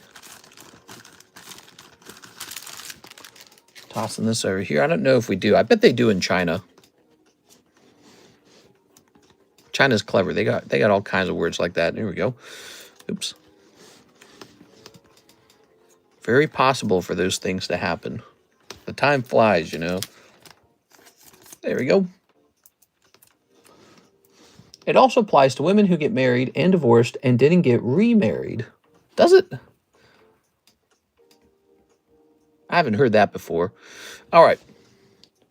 Mr. Josh. There's a lot of bitterness between the sexes. Would you guys agree with that? I would say there's a lot of bitterness. All right. Very good. It used to be so easy in the past, if you think about it. 1950s America, your husband could go out, earn enough money to provide for the entire family while he canned like tomato soup or something at the factory. Probably not a super satisfying job, but he worked a 9 to 5 canning tomatoes or working on the assembly line at the Ford plant, and then he just bought you guys a house for like $2,000, and you just had kids right away, and then you just had kids. It was like so uncomplicated. Must have been so easy. Divorced women were frowned upon, especially if they had children. That's because in the 1950s, if my wife annoyed me, I could knock the crap out of her, says Yogo. Could you? I don't see. People argue there was a lot of violence in the 1950s against women. Is that factually correct, or is that more like just, maybe like young people being like, "Oh, it sucked so much back then"? I question if there really was that much violence, because the Bible doesn't really accept violence against your wife that much. I don't think it does. And it just seems sort of like, who's going to accept a bunch of violence against women? Nobody's looked at that like it's a good thing. Like, I was always raised, don't hit a girl. That was probably how it was in the 1950s, too. They probably said, you don't hit girls. No need to anyways. What are they going to do,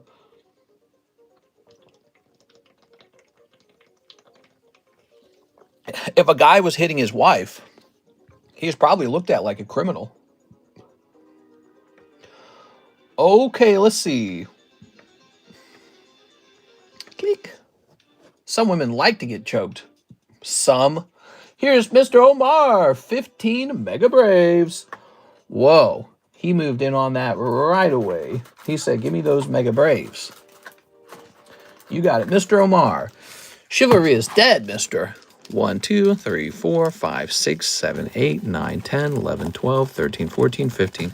That's another thing. So people act like the 1950s, despite the fact that, violence against women probably wouldn't have been tolerated by anyone. Everyone was super religious. And it seemed like people worked less, like a lot less. Despite all this, people assume there's a lot of violence against women in the 1950s, which I've never heard of any proof for that. If you compare to today, there is plenty of modern violence against women with music that is very violent toward them. I remember in the 90s, as you headed into the 2000s, you started getting like rap music that was like calling women like bitches and hoes and stuff. And I was like, oh, I was like shocked. I was like, oh, who could say that? Remember? It was like a crazy moment hearing that for the first time, where you're like, what? When did we start saying these things? It just was really inappropriate. And that was in the 90s. Like, I'm trying to imagine, okay, go back 40 years before the 90s even. The level of innocence everyone likely had was probably almost indescribable. Men walked around in suits. You ever seen those old videos of men? Everybody dressed very dapper. They all had suits and hats. Everyone dressed properly. Nobody was in basketball shorts. No lyrics saying women are bitches and hoes and, all that other stuff. Lick my lollipop. That never would have happened back then, ever. So, again, it's really hard to fathom that was the horrible time period. And this is the wonderful utopia. We've done it. We've got the utopia. And nobody slaps their bitches and hoes. Like, yeah, right, dude. All right, Mr. Omar, what do we got? Here we go. Hariyama. Here's... Oh, look at this. It's Donald Trump doing a shady deal. That does look exactly like Donald Trump, right? What the... Confirmed bachelor is the male equivalent of an old maid. A confirmed bachelor. I don't think I've ever heard of that before. We are. All right. Ah, yes, it's the 1950s. Everyone beats their wife. I doubt it, dude. Like, in the 1950s, you couldn't even have sex with a girl unless you were married first. And they took that stuff really seriously. Like, you would probably lose your job if you were this guy sleeping around with girls. Society was so against that kind of stuff. You are. Cold. Here's. Everyone was super Christian. Yeah, if you were hitting your wife, what part of the Bible says it's chill to smack your wife? There's no part in the Bible that says that. Here's Lunatone. Ah! What? Lily, tell that to Elvis. Elvis was treating his 14-year-old girlfriend very sweet. I don't want to hear it. He was the sweetest 30-year-old boyfriend of the 14-year-old girl. I don't want to hear it. All right. Women's rights happened, and women told men that they just want to be used, and everything changed. Well, obviously things changed, but women didn't probably ever say that they wanted to be, like, you know, treated poorly. Nobody advocates for to be abused. Let's put this here, put this here. All right, cool. Glad I didn't get that half, says Mr. Whipple. What? The half with the lily on it? This is a good half. There's nothing wrong with this. Elvis loved his cousin wife, child bride. So what are, you know, I never actually looked up the details on that. What are the literal details? I'll ask AI. AI will give me an answer. What is the controversy between Elvis and his wife? I heard she was underage. Could you explain that more? Okay, you ready, guys? Here goes. If you've never heard of this. Let's see. His wife, Priscilla, met in 1959. He was 24 and she was 14. Oh, man. Wow, dude. In 1963, Priscilla was 17. She moved to Elvis's home with her parents' permission. This arrangement raised eyebrows even back then because she was still legally underaged. She was essentially living like Elvis's partner before adulthood. They married at the age of 21 and 32. Wow. So, okay, well, so he didn't, I don't think he was having sexual relationships with her at that extremely low age of 14, but still, that's so inappropriate. Here's Omar. But, you know, they played by different rules back then. Like, we are, especially the further back you go. But yeah, I don't know. Something about musicians. I don't know what it is with musicians, man. They're always doing that kind of stuff. Like this David guy, except David apparently, so he dates this girl and she's 15 and she's dead now. And they found her in the back of his trunk, this rapper named David. And you will recognize his music because his music's all over TikTok. Gets played all the time. Crazy stuff. There's a rapper right now, 20-something, whose girlfriend he met when they were 13. Now she's dead, Mr. Law. Everyone knows it, and they did not care. Yeah, well, that's exactly what I just referenced. That's exactly what I'm talking about. I think people care. It's shocking news. Shocking. So it's really crazy to hear about. Here we are, Jinx. You have the accusations against Michael Jackson. Oh, very nice. He ain't nothing but a hound dog. Miss Jody Great Minds, kind of hard to resist intimacy when sleeping in the same bed. Back then, people got married young. Now, that is a little bit truer. People did marry young. Is this the story that came out yesterday where Elvis called her and she was in bed with Robert Bob Kardashian? What? Wood chipper for him. Can you stop saying that word? What word? I live in a highly dense population city, so every girl in my city, even the ugly ones, have many simps in their DMs offering them free money and food. Really? What? Thank you so much for the large order, Mr. Omar Batui. So what do we have next? We have a Mr. Brett Love order. It's a really big order. And he says he'll take a Sword and Shield Charizard UPC, 2 Waifu Shuffles, and a $30 donation towards a giveaway. Ooh, okay, okay.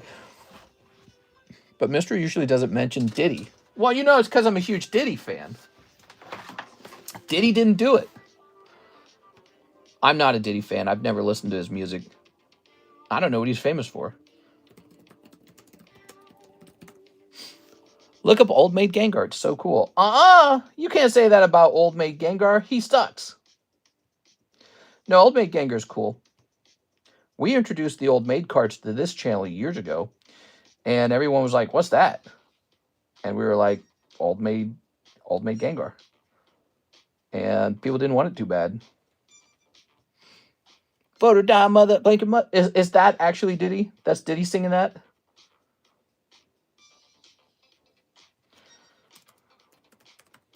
Okay, there's a change in price on the Charizard UPC now. That's kind of how we're doing it. Okay. We're going to hit save on that. And let's go grab it. Well, shucks.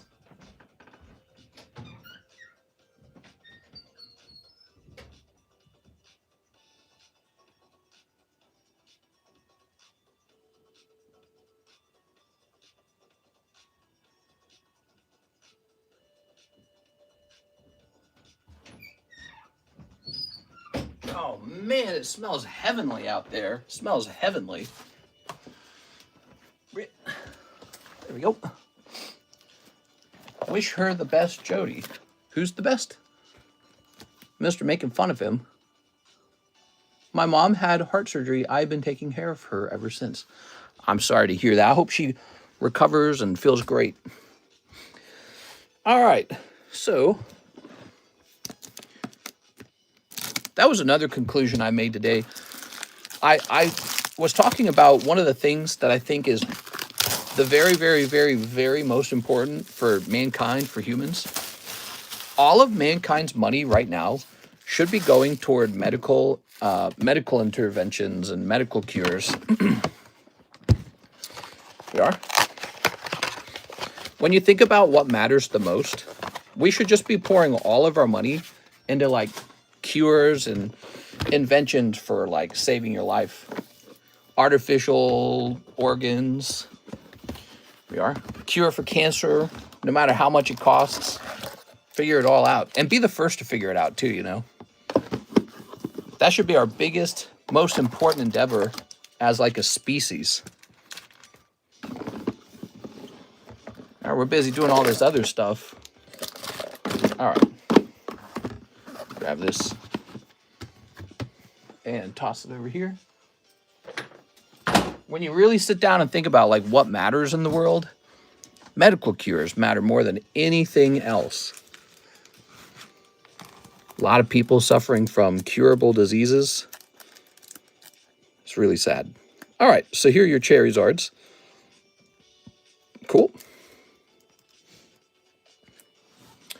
We have significantly bigger issues. The population is declining. I've heard about that. Actually, I was listening to an economist talk about that with another guy, and I thought the other guy was an economist. He wasn't. He was actually a population studier guy, which there's a term for that. I don't remember the academic term for it, but he was talking about how some places got it real bad, especially Asia. Asia, oh, there it is. Asia especially suffers from population decline because they don't want to make babies for some reason. All right. All right. You ready? Brett is not back. Wait, Brett's not back? Where's Brett? That's okay. He'll come back. Let's start snipping. Brett! We'll solve it. We'll make baby-making machines. All right. Korea has a big problem. Having a kid is too expensive here. C.S. the guy who studies populations, actually, he was you're in school for sociology, right? It's a subcategory of sociology, the study of population decline. And he was talking about how it is 100% not related to cost, because his data and study proves that people all over the world had way more children when they had way less money. And so it's not a problem of money. He said people today have more money, more options, more social welfare nets, more help, more pressure to have children, and still don't have them. He says it's definitely not money. We tell ourselves it's money, and it's a very easy excuse. But the truth is people used to have children when they had no money, and that was just normal. And it's been that way for a very long time. Radiant Haulucha. And people in the past, apparently, they had smaller homes, they had less fun toys, they had worse cars, they had worse healthcare. So healthcare was way worse in the past, and they still had lots of kids. And then he points out the places today that have the very most kids are also the poorest places. So places in Africa just have tons of kids, tons of them. And places in India, they have tons of kids. It's not a money thing by itself. We like to say it's a money thing, but it might be more like a cultural thing, like our expectations around money. Like, hey, I should be very wealthy before I have any children. And so that expectation could be a larger driver than money itself. Which I thought that was very interesting. Those aren't my words. Those were his. I found that to be very interesting. All right. I say we just make a baby-making machine. We'll make a baby-making machine. You'll put an egg and a sperm in it, and then it'll just make the baby for you. And then a government-issued nanny will raise the baby, and it'll be a government human. Huh? What do you guys think? Just like in the movie Logan's Run. It'll be amazing. Here's Shuppet and Zapdos. I'm the youngest of 8 kids. You're the youngest of 8 kids. I'm the oldest brother of 11 kids. So we have something in common a little bit. Hey, you got an amazing rare. That's so cool. Jirachi amazing rare. Now we got to do the amazing rare dance. Oh my gosh, a government human. Yeah, it'll just be like a human that the government produces and it's owned by the government. Like the government is declared the mommy and the daddy. And it'll be great. Shelmet. Logan's Run was good. Logan's Run, when I watched it, I didn't think much of it at the time, and it has so stuck with me ever since. It's such a really incredible movie. So cool, and it has such a strange 1970s sci-fi feeling to it. We are? All right. Actually, I remember because I watched it when I was very young. My dad brought the movie home, and the movie did not warn you on the or at least I don't remember that it warned you. It doesn't warn you that there's going to be some pretty serious nudity in it. And then it's just playing, and this girl gets naked right in front of you on camera. I'm like, I'm looking at a naked girl. I was like, what the hell? You know, my brothers and sisters are right there. It's like, awkward. Super weird. You know, because that's how it always is. If there's like a nude scene with your family and you're really underage, like you're young, you're not supposed to see that. Here's Fusion Strike. My sister-in-law works in abortion clinics and picture a giant test tube vacuum. Man, I'm anti-abortion 100%. My sister-in-law works in abortion clinics and picture a giant test tube vacuum. We are. Very nice. Abortion continues to be a hot button issue. Yeah, people want access to abortion. I do have to say this, you know, when you look at nature, you do see scenarios where like the parents will, like an albatross or something, will have 3 baby birds, and then they'll take the weakest of the baby birds and just toss it out of the nest. You know what I'm saying? So, I mean, there's an element where adult humans want to pick and choose their offspring, I think, as well. That I'm not saying that's a good thing or a bad thing. I'm just saying that we see it existing in nature to some degree. But, you know, we're not albatrosses or whatever. But some people are staunchly against it, really staunchly. And some people are extremely for it, even in like pretty ridiculous cases. Like there are some people that are for abortion after the baby's been born, which is probably, I don't know. It sounds a little bit like murder. That's a bit too extreme for me anyways. And you can, you know, it gets all philosophical and stuff. People talk about like birth control. If the Catholic Church had their way, there'd be no birth control. You wouldn't even be able to stop people from getting pregnant at all. Everyone would just be having sex and getting pregnant all day long. Here's Hoopa. Woo! All right. That tossed albatross has a villain arc coming. Yeah, well, you know, animals are vicious, dude. Or like, how about the hamster mom? And again, we're not hamsters, but she'll like just eat her babies if she feels stressed. Like, whew. Oh, man. But yeah, it's an interesting thing. Here's Mew and Simisear. Look at that Mew. I don't celebrate it. Let me put it that way. I don't celebrate it. I don't think it's like something to be celebrated. It's sort of a, you know, you can look at it different ways. Maybe there's a time to celebrate it. Maybe in really bad cases where it saves the mother's life and is your only option. And then you swipe your brow and you're like, whew, or something like that. All right, what we got? Here's Articuno. This is it. 2 packs left. Evolving Skies, everybody. Are you ready? Welcome to the Carddass. Welcome. It's wild you can set a massive group of people off by telling them they can't kill their babies. What a time to be alive. If my parents weren't Catholic before they divorced, I'd probably not be here. I did not consent to birth. The huge increase of autism over the last 20 years has greatly contributed to population decline. The greatest scientifically proven factor is late life birth. I'm 10. What abortion? Is the Dragon IV PSA 10? Yeah, sure. You know, whatever it is, it's an interesting thing. Here's Love Disc. Here we go. Love Disc. And come on.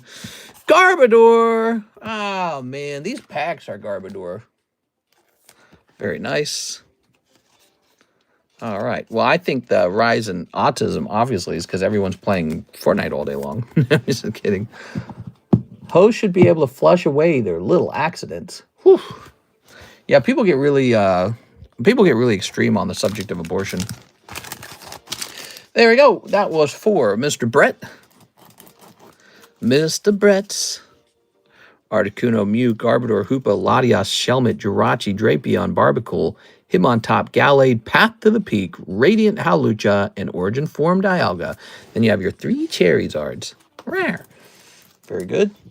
Life births makes the autism rate go up, which significantly speeds up the population. Oh, late life births make autism go up. Maybe. Karis and I are going to have sort of a late life baby. She's going to have, well, not too late, actually. She's going to be like 30 to 31 when she has her first baby, assuming the IVF works. We're going to be using IVF. But we would have had a baby about 2 years sooner. We were trying and nothing was happening. And we finally went to a fertility clinic, and it turns out she has like a structural problem. She's having surgery in December for that now. It's pretty scary, actually. So she has an issue going on, and then apparently we have to do IVF after that, and we'll see how it goes. I'm crossing my fingers. We are? All right, we've got Raikou, apple cider, and Oleana. Oh. My friend's sister is 37. She started begging blank to blank in cider. My friend's sister. Oh, like a dude who has a sister, and now she's desperate to have a child. She's getting older. You know, I feel like there's going to be more and more of that. You know what I'm saying? And I think that for career successful women who did not, get into a marriage and have a husband and who are hitting those older ages, there's going to be a sort of like rush to obtain like spermies or something at the sperm bank. It's really fascinating to me. Yep, people will end up deciding they do want a kid, as they get closer to the age of not being able to have a kid. You're like, maybe I do want one. It's part of the adventure of life, why would you not want one? So 2 waifu shuffles and a $30 toward donation. We're not done with Brett. We got to get him these waifu shuffles. All right, you ready? We talk about kids every now and then. It's a subject that I think makes people feel a little insecure or put upon. It's not meant to do that. Here we go. All right. Oh, those are some boobs. Here we go. Got some mommy milkers. I think Mister's reading old chats again. Am I? Nope. No, I'm not. Wow, sorry to hear about her prayers for your wife. Yeah, that's why that's why it wasn't happening. That's why it wasn't working. So, yep. I'm adopted. My father had yellow fever when he was young, and that prevented him from conceiving a child. So here I am. Oh, that's nice. That's nice. Yeah, I mean, if you biologically cannot have children, it's all right. It's not the end of the world. You just live a different life, I guess. And again, it's very existential. It's very philosophical, right? All right, Mister, going to be a great dad. Don't be a pussy. It's just a convo. Feminism really blanked over a lot of women that didn't understand the decision they made. The point of life is to make more life. Well, I think that many of the arguments in feminism are heading toward a certain philosophy, and then there's an opposing point of view. And I think generally the truth is somewhere in the middle. That's generally what it is. The truth is not such a radically, strongly this way inflexible idea. So it's like women's rights are not a bad idea. It's just, if it causes you to get a corporate job and not have children until you're 37, and then you decide, oh my God, the only thing that matters to me is that I should have a child. Well, you're screwed now. What are you going to do now? That's not good. So, hey, let's make this apple cider the giveaway. What do you think, Brett? Give away a little Milo Pony? What would you guys rather have, the apple cider giveaway or the Dan giveaway? Which one of these do you like better? Yeah, it's a dangerous thing to realize you wish you had children very late. You better realize if you want them or not before a certain age, because it's like that age comes up quickly. I think I told the story where we actually went to that fertility clinic, and it was full of men and women, couples. And I let me tell you something. I will never forget the stink in that room. It wasn't a smell. It was a feeling of pure desperation. On the looks of every single couple, you felt this like certain type of anxiety. Like, uh-oh, is this going to work out for me? And you could just see it on everyone's face. Like, we were all looking at each other, just sitting in the room. And it was miserable, man. It was not a happy thing at all. And so, Karis and I were there because we wanted to make sure everything was okay. All our parts were working. And now she has to have this surgery. And yeah, it is stressful. Okay, China doesn't limit parents to 2 children per household. So if you have triplets, you better play rock, paper, scissors. Oh, he's saying doesn't China limit parents? My oldest brother is old enough to be my dad. Yeah. Yeah, exactly. Exactly. In a big family, that happens. I have a youngest sister, and she reached out to me on TikTok, and she's like, "Who are you? You're like this brother I never met." And that's because our age gap was so huge. I left when I was 17, and she must have been like 1 or 2 when I left.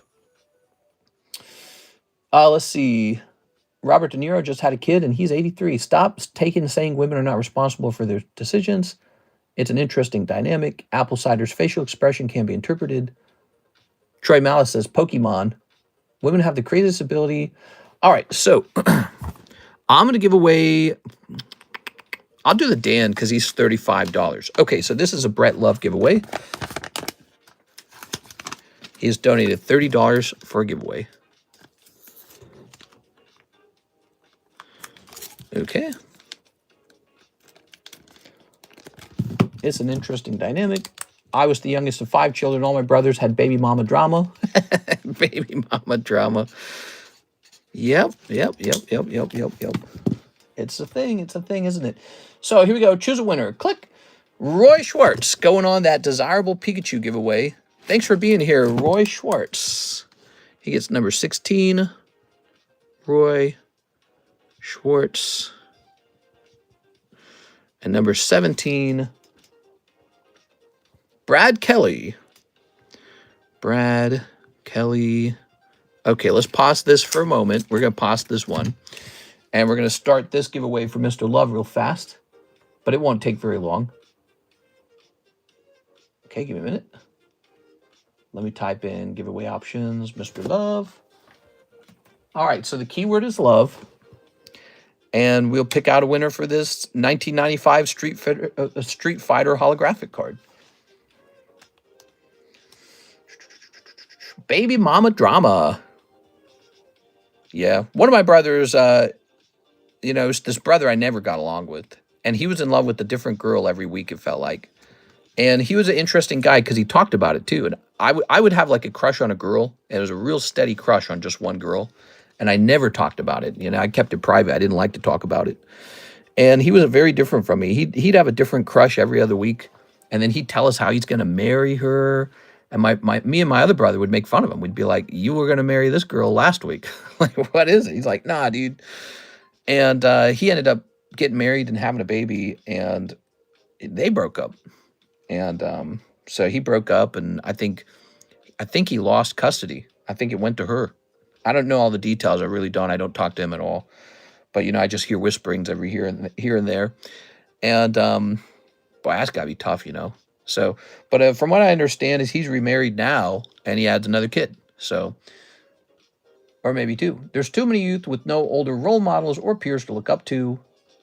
Yeah, well, that is important to have role models, because if you don't have role models, then you have to learn life from like a starting point of 0, and that's a difficult journey. Mr. Choi,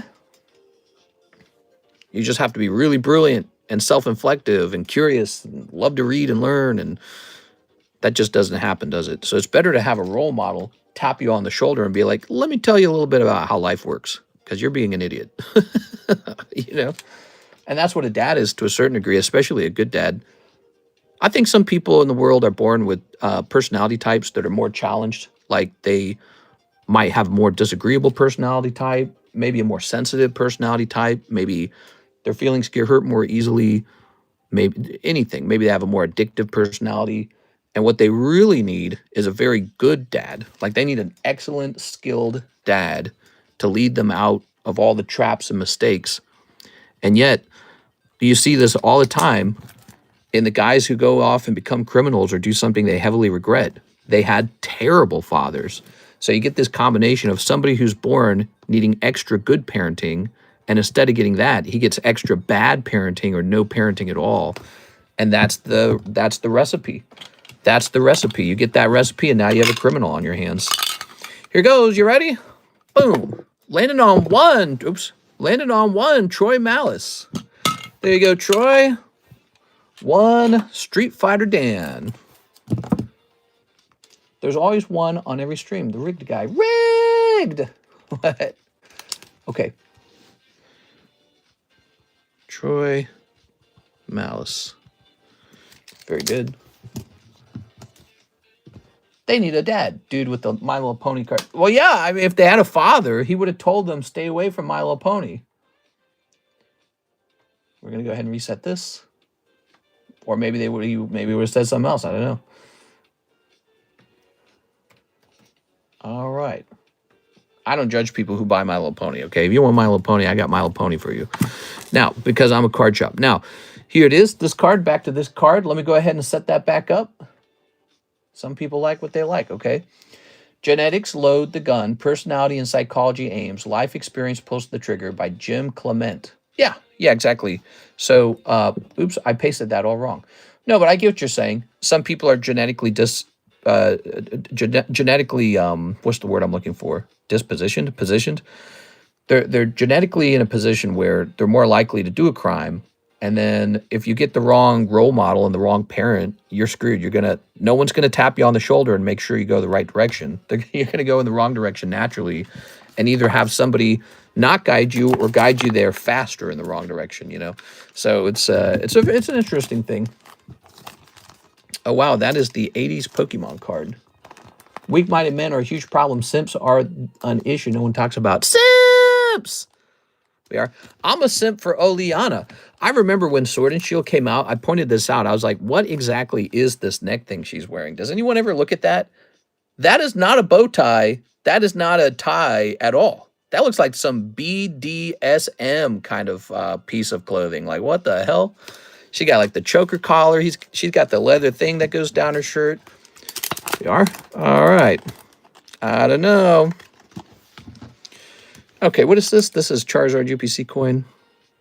I don't know. I don't know about that. Just saying, I noticed.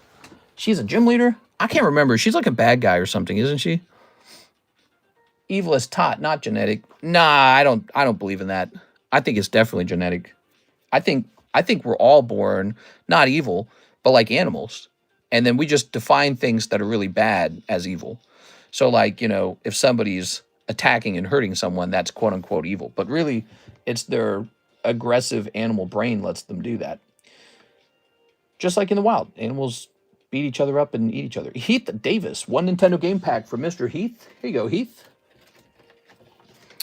Buzzwinks. All right. What do we got here? By the way, thank you so much, Brett Love. He has the biggest orders of the night tonight. Actually, you know what? Before we open this, I'm putting Brett Love over here for those really big orders. Here you go, Brett.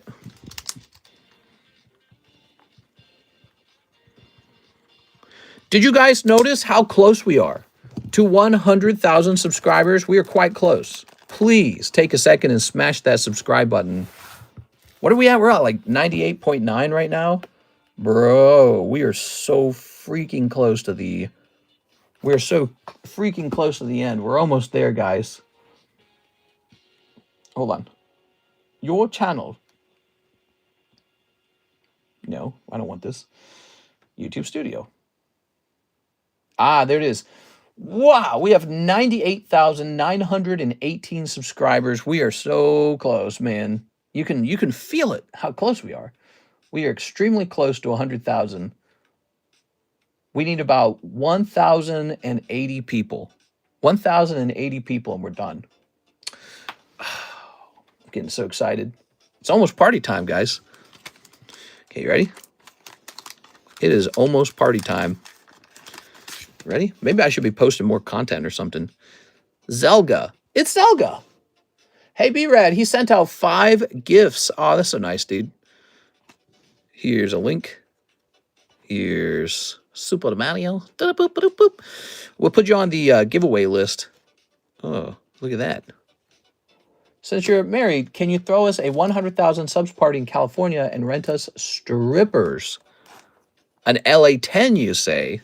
I deserve an LA 10. We are.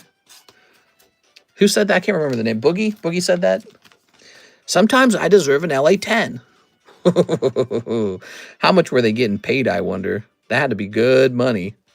Here it is, Heath Davis. Thank you, Mr. Heath. All right.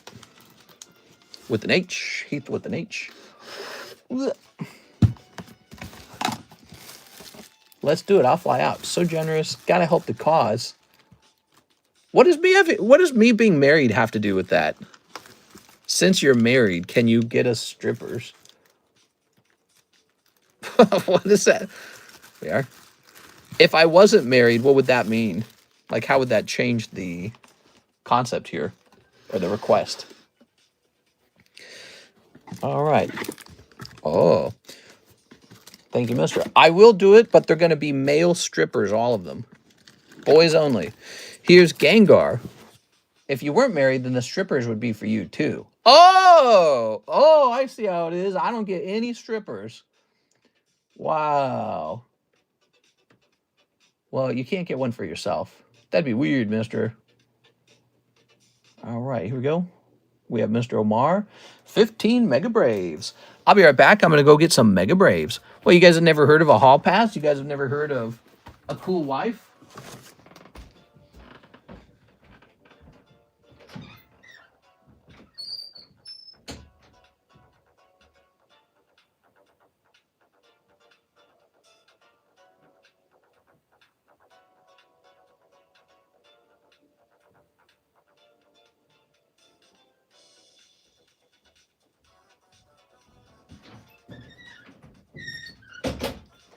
All right, here we are.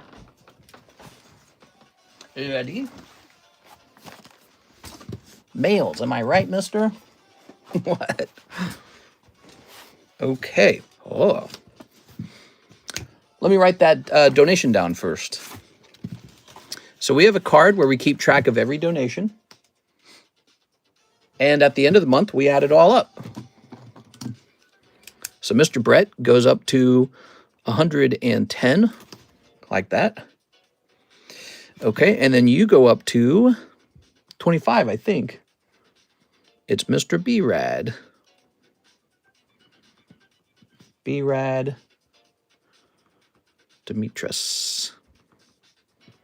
I think it's 25. Okay, there it goes. Cool. I believe in supporting channels I like, and not enough people will give positive feedback, but all kinds of people will complain. Yeah, for example, I complain all the time. This Carddass guy is really full of himself. Why is he so stinky? Here we are. No strippers for me, huh? Okay, ready? Here we are.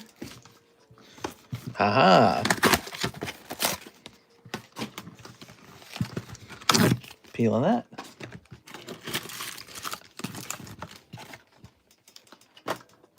Okay, what do we got? We've got 1, 2, 3, 4, 5, 6, 7, 8, 9, 10, 11, 12, 13, 14, 15. No complaints on this channel. Y'all are great. Bro still sad he gets no stripper action. Bro still sad. Yeah, what are you talking about? Ready? Traffic, looking for my chapstick. Go for the left side of the box. Wait, are you Omar? Are you Mr. Omar Batui? What's your favorite brand of hot dogs, mister? I have stopped eating hot dogs. I've stopped eating them. Before that point, I really liked, there was a brand at like Walmart that was uncured and they only used like, you know, I guess like chicken and stuff. I can't even remember the name of the brand, but yeah, I used to eat hot dogs and I've really cut back. No, you're not? Okay, good. All right, you just sent for the other half as well. Oh, you just said give me a whole box. Why not? You got it. Hell yeah, dude. One whole box. Okay. Tonight, we had some movement on one of the breaks. Just one of them, though. And it is this Bowser break up to 4 out of 8. It's Bowser and Mario. You get both cards. They're both PSA 10. Check that out. Vintage Mario. and this beautiful Bowser Joker card. By the way, these are older cards. They're from 2015. They're 10 years old. Jump into those breaks if you'd like. That is one of the cooler ones. It's now up to 4 out of 8. We just need 4 people over there, and it goes off. All right, let's see what we got. Beep. Kirkland makes the best hot dogs. Vienna. I've had Vienna sausages. They're terrible. There we go. Unfortunately, hot dogs are just bad, you know. It's sad to... They're very easy to eat. They're tasty. They're salty. But ultimately, they're made out of low-quality pieces of the animal. They're full of preservatives. They're full of nitrites, which have been found to be a level 1 carcinogen on the same level as cigarette smoking. So they're a top carcinogen, the nitrogen curing processes. Really, even the salt content in the hot dog's not good for you. It's too much salt. You're not supposed to eat that much salt. So it's not that I don't like them. It's just they're like in the same category as candy for me. I try not to eat candy, and I try not to eat hot dogs. Ready? When I was younger, I ate them all the time. They're delicious. Have a couple glizzies here and there. Now it's like, okay, just going to have to cook chicken or something. You know what I like? I like the thin sliced chicken breast. You can find that at the store. And then I just toss it on the pan with like some spray-on olive oil. And I salt it real nice with like a simple seasoning salt. And then you can do all kinds of stuff with it at that point. So you can take it and chop it up. After it's done cooking, you can like chop it up. You could cut it into like squares, put it in a sandwich. So you can do a lot. Also steak. I've really gotten into not the super fatty beef, you know, like marbled butter steak, but like a nice lean cut of beef. And I'll do like a stir fry seasoning on it. That's pretty good. You can have that with like ramen noodles. Ooh, look at that. Very nice. That's when I'm eating clean, man. It's so easy to eat clean, but at the same time, the allure of the desserts is out there, you know. I kind of took a little break from eating clean when we went to Dallas, Texas. Man, it's seductive. Going out to eat, that's a big problem. Like, I've gotten pretty good at not eating dessert, but you can replace all the calories you used to eat from dessert with just going out to eat, man. Going out to eat, so much better than eating at home. Delicious, saucy food. But you got to look up those sauces, man. You got to flip those sauces. If you go to like the sauce aisle in Walmart, you know what's shocking about sauce? It will have more calories in it than just a pure stick of butter. How is that even possible? It doesn't even make sense. It doesn't even make sense. The caloric density of some of these oils and some of these sauces that you put on your sandwiches or your hot dog, your glizzies, is so calorically dense. You'd be better off eating M&Ms. And I can prove, if you went to Walmart with me, I'd prove it. I'd go to the shelf, I'd show you. Be like a 1 in 5 gram density to ounces. And then I'd take you to the candy aisle, and I'll show you. Some of the candies, some of the least offensive candies are like 1 in 3. That would be like the gummy bears, gummy worms. Gummies are like, in terms of calorie density, they're lower. But so those would be like 1 in 3. But like many of the candies will be 1 in 4, and then some will be 1 in 5. Well, so how do you get a sauce that's a 1 in 5 calorie density, and it's meant to be eaten like it's healthy? Oh no, you got the ball while. Oh man, mayo deadly. Not all mayo, but it's like some of these like ranch sriracha sauce or something like that, you know.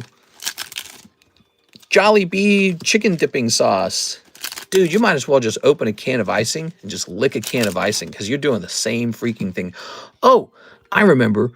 I was really outraged because I was comparing honey to some of the sauces, and the honey was beating a lot of them. The honey had a significantly lower calorie density, and this shocked me because honey's just pure sugar. That's all it is, just straight up sugar.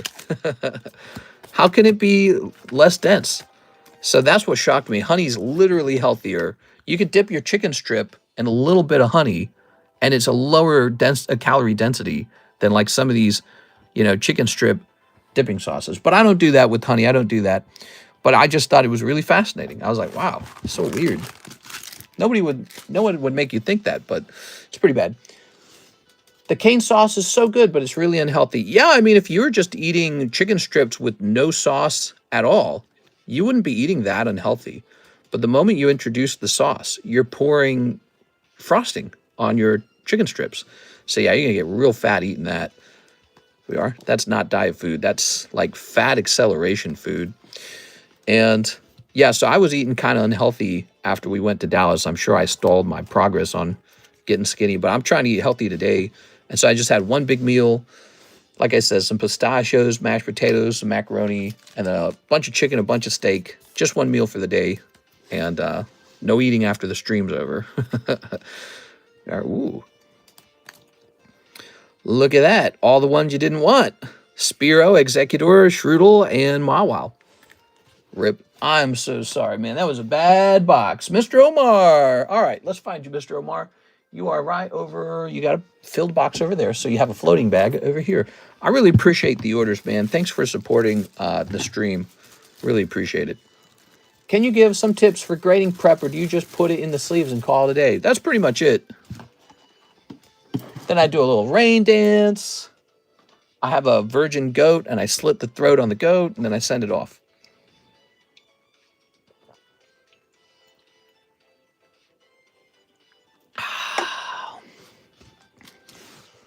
All right. Cane's is just selling sauce. The chicken is trash. You could be right. You could be right. It could be very basic chicken and very delicious sauce. You could be right. All right. So, what about over here? What do we got over here?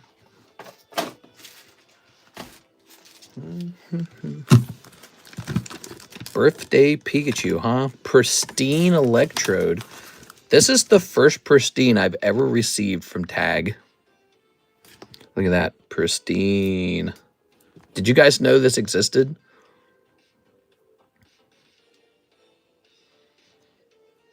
So like flawless or something? Like how good is this? If you guys grade with Tag grading, you have a shot for this pristine grade. Don't forget that. Leave this up here for now. My girlfriend cooking me veggies, and that's what I eat. What do you want? A blank job with your tenders? Yeah. I'm feeling a little tender. Okay, Mr. Omar had sent in for the second half of the box. And now, the queue is empty. It's 3:33, and the queue is empty. We're 2 hours deep. How are you guys doing tonight? Did you know that we restocked our junk packs the other night? Whoa, wow, they're selling through, man. Not that many left. Wow, we sold so many of them. That is the junk packs. We also have the Raw Shuffles. These are $10 per pack, and it's randomly drawn booster packs full of ungraded cards. Sometimes they're really good, but sometimes they're really bad. That's how the Raw Shuffles work. They're just like the Poke Shuffle, actually. Did you know about that? Speaking of the Poke Shuffles, this is one of the consistently most popular products on the channel. A $5 chance to pull a slab. Random chance, okay? We have that in the form of a $20 waifu shuffle with lots of sexy waifu cards in here. You could get very lucky and pull a hot waifu card. Let's see. Doobie-doopie-doopie. Like this one, Louisville, number 10. See? All right, cool. But those cost $20 a piece. Have I shown off the cards in the waifu shuffle in a little while? Check out the waifu shuffle. It's all the way full, maximum filled. It's a random chance for a slab if you don't know what slab you want. And yes, I try to put really good cards in all of these boxes. Look at that one. Holy. All right. If you are into grill cards, that is an interesting way to obtain a grill card. I actually can't put any more slabs in the box. The box is completely filled. What's the top selling stuff right now? You know, if I were you guys, I'd be opening up Prismatic. Prismatic is the set to open right now. We've got Pokemon Go on the menu. Here's Prismatic. Halo. These Halos are really popular. Did you guys notice that? We sell a ton of these. Both tops and upper deck. Here's 151. That's been going up. Did that not hit 21? No. It was Crown Zenith hit 21. That's what it was. Here it is. So we've been selling Crown Zenith lately. It's because we are able to maintain a stock of these. That's what that's all about. I swear he's live 23 out of 24 hours a day. I wish that was true. More realistically, we've only streamed 2 hours today. All that's going on, we're just live late at night. So it seems kind of like, whoa, what are you doing up at this hour? No, we have not streamed too much today. The Korean Rocket Pack, one of the most popular things on the menu. We've got the Korean Black and White, very cheap. Full Metal Alchemist, we sold a lot of that. Destin Rivals English, the Chase card used to sell for $1,000. Did you know it's now selling for $1,700? Almost double. Destin Rivals top pull, almost double in price now, guys. So that new price, the higher price, is a result of that. Wait. Oh, I didn't need this. Okay, let me put this back in the box. Okay, looks like we already had this right here. Crown Zenith, Black Bolt, White Flare, Gundam, surprisingly popular, $5 a pack. We've got Gunslinger in the Abyss, is the latest Final Fantasy. That's English. Korean Nikke. This is an exclusive Nikke set for the Koreans. Here's one piece, and here is... this is one of the latest sets to hit the menu. It's a lewd set. You can tell by the big boobs. Interspecies Reviewer. Very fun. Very immature, but that's all right. We like immature. And here's, by the way, a Metazoo break. That's a gym break that you can join anytime you want. $21. We keep it running. Or you can just buy a pack for 42 bucks. But you can always do a gym break on that at any time. Sleep is overrated. I work 10 to 11 hours Monday through Saturday. I only have 8 hours on Sunday. Sorry, mister. I wish I could support you money-wise. Oh, that's okay. My money is helping my mom. Oh, no. You just take care of your mom. I'll be fine. I'll be fine. We are? Yeah, take care of your mom for sure. We are. So one piece of news, which we talked about yesterday, I think already, but it was kind of sad. Asmongold just lost his father to pancreatic cancer. Isn't that what killed Steve Jobs? But he didn't want treatment. He could have saved himself. Pancreatic cancer. He announced it in July, and then he's dead by September. Shocking. And this is why, more than anything else, we should have medicine be the focus of our society. Like, our whole society should just be working on solving problems like cancer. What else is important? Like, not a lot. Like, we have these, borders and everything, and so everyone's fighting over, well, I'm Russian, I'm Ukraine. We're like 90% the same people, but also we have to kill each other because Putin wants some of Ukraine or something like that. He wants it back. Terrible. We should all just be working on solving medical problems. And I wish we could see more of that from every country. Okay, birthday Pikachu. Okay. His dad liked the live-action One Piece. His dad been sick a lot. I heard it was misdiagnosed at first. Yeah, I heard it was misdiagnosed. How terrifying. Anyways, it's a sad thing, and it's going to happen over time. People just get older. Your body, your organs get older, and it's time for them to stop working, for them to shut down. If you get lucky, they last a while. So what's weird, Donald Trump, he's like 80. He's lucky. He's lasted a while. Maybe because he's so rich. I don't know. Maybe he's had really good doctors. Who knows? But yeah, you got Bernie Sanders living forever. You got Joe Biden living forever. Some of these guys get to live forever, it feels like. And I guess that's really a kind of wealth to get to live that long. But it doesn't happen for everybody. It's really unfortunate. But it should. We should have ways to solve problems, People used to die for... what was really interesting about the video game? Not Left 4 Dead. Red Dead Redemption. Red Dead Redemption 2, the main character, Arthur, he dies from tuberculosis, a disease we've mostly cured today. And so he dies from this curable disease. And it's such a great story because of that. It's such an interesting perspective. All right, I already been through this box. What an interesting story. Can't afford a doctor. Best to be ignorant. If I die, I die. Nah, you can afford a doctor. Probably not. But if you go there and they treat you, they might give you a bill that you can work on. So I wouldn't give up on that. Also, by the way, preventative care is apparently pretty important. You could do something as simple as getting a blood test So you can tell a doctor, hey, do a blood test on me. And the doctor can tell you a lot about the condition of your health just by doing a blood test. Oh, there it is, the Master Chief card. We're going to sell this for sure. Oh, these are such great cards. I hate to sell them even. Dying from tuberculosis was common back then. A lot of diseases we have cures for today. Yeah, that's right. I love RDR2. Dude, I think that might have been my wife's top favorite game. She absolutely loved that game. Yeah, it was shocking how good it was. They did a quick test when I sell plasma. No AIDS, run it. Pfft. Free Poker Pika already go off? No, he's still running. He's still running. Here he is. He's got 3 spots left. You got to type in TCC to get into it, okay? Stream's not over, so we can't give away all the spots yet. Now, the question is, do I sell this pristine electrode, and for how much? Let's see how much tag pristine cards are going for.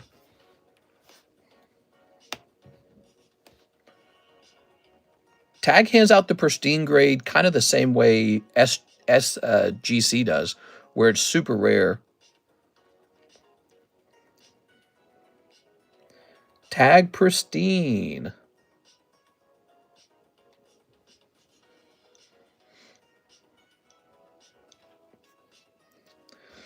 It must be really rare because I do not see a lot of tag pristines for sale.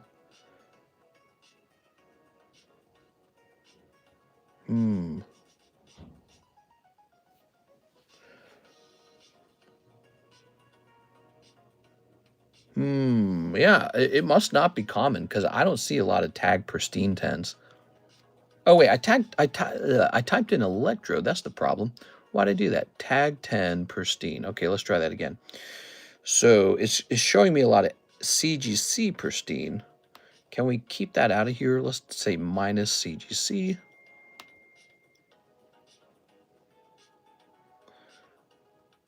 Oh, it is hard to find them. Let's set this up as a buy now. Here we go. No, that's gem mint. That's not actually pristine. I think tag pristines might be really rare. Huh. I'll toss out a price, okay? I'm going to toss out a price. I'm going to do ×4 the base price. So tag, well, we'll use PSA. PSA 10, classic electrode. I honestly do not understand how to price it. So he should be $47, more like 48. He's like 48 as a PSA 10. So it's 48 times 4. 384. I'm going to price him up at 384. I don't think anyone will buy it, but I'm just going to do it just to show you guys a price on a pristine card. I kind of don't want to give them up, but I guess at that price I would feel safe about it. I want to learn more about their pristines, like what they have to say about it. I should ask what they have to say about their pristines. What did I say the number was? 384. Okay.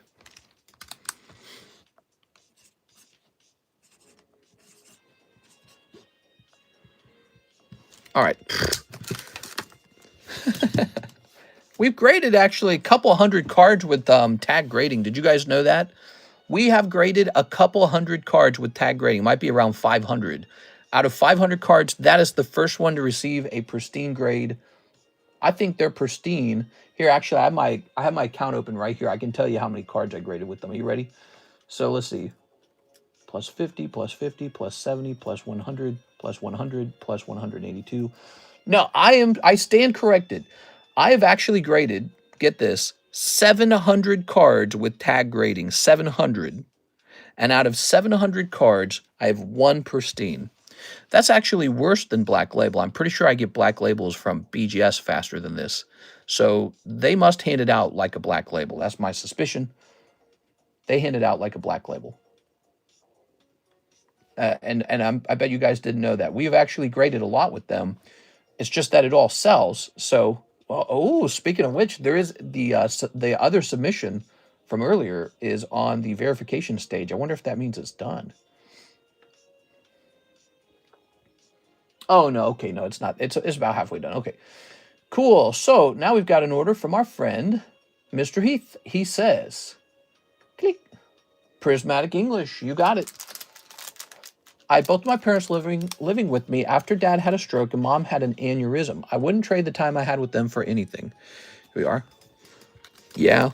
Number one killer is still heart disease, and number two is cancer. So those are the two big diseases to solve, but it's not like other diseases aren't valuable to solve either. But all human resources really should just be going toward that, don't you think?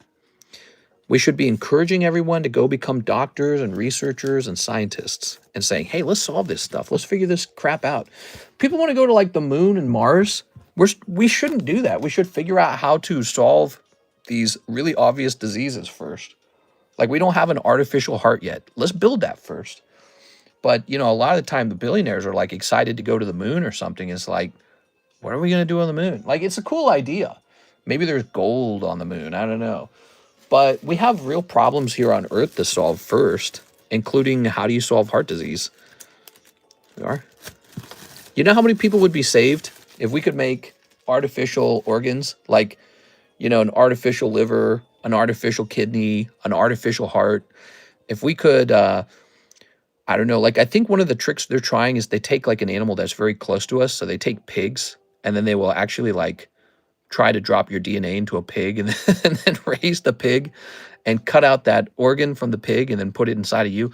Really complicated stuff. But, you know, if we ever reach a point where that works, you know how long that's going to extend everyone's life? It's going to be crazy how much longer people can live. Because that's what's causing everyone to go is, like, let's say you get like a liver cancer or something like that. Well, they just chop the whole liver out and put in a fresh one, you know, right away. And they just detect the cancer early and then it doesn't get to grow. So people could live to 100 easily if we had that going on. But we just don't. That's how Mr. Garrison got his new pee-pee in South Park. Yeah, South Park made an episode about that. That's right. They grew it on a mouse, right? And it's a really interesting idea. Whales on the moon. Is TAG better than PSA? No. It's a smaller company. PSA will probably always dominate. But TAG's a really good alternative option. They're very good as an alternative option. Look how beautiful their slabs are. Crystal clear slabs. Minimalist label. I like them. And they had like a partnership deal you could make with them, and I reached out for it, and they agreed to take me on, and so I got a little contract to grade a whole bunch of tag cards with tag. What do you think? What do you think AI is for? They are slowly stealing our subconsciousness. Then, when we're dead in about 100 years, we're going to make androids with our name and personalities. Yeah, I don't know. Maybe. Was that Russia cancer drug thing real? Nah. I would give anything to be trying to figure out artificial heart and consciousness into a non-flesh body. I already am signed up for a potential slot in the cryo chamber freezer so that if it's not, Keith says Pokemon cards can lower blood pressure. What? Pokemon cards, they make you younger, healthier, faster, smarter. Pokemon cards, they saved my marriage. Top 10 reasons why you should have Pokemon cards. Here's a nice Pokemon card. Look at that guy. Ooh. So these cards are waiting to turn into breaks, but we cannot do that until the current breaks end. That is the rule. None of these will be turned into breaks until the current breaks are over. So in the meantime, these cards are just going up in value maybe. There we are. Look, that even says breaks on it. A little shiny Magikarp. Boy, I used to have a shining Magikarp. I sold him for like $3,000. I think one just ended an auction for $4,800. Dang. I will say this, though. The one I sold had some white dots on the back of the card that weren't too appealing. But, man, I wish I had just held it because now I have to buy it back for so much money. Let's see if one's for sale, actually. PSA 10, Magikarp. No, it should say Shining Magikarp. It's not going to be for sale. These things always cost so much money. The cheapest, Shining Magikarp. You ready? Let's see. $11,000. So one just sold for $4,800, but they've got one for sale and they want to sell it for $11,000. All right. Let me double check that. Let me make sure that I didn't read that wrong. Pretty sure one just sold. Give me a second.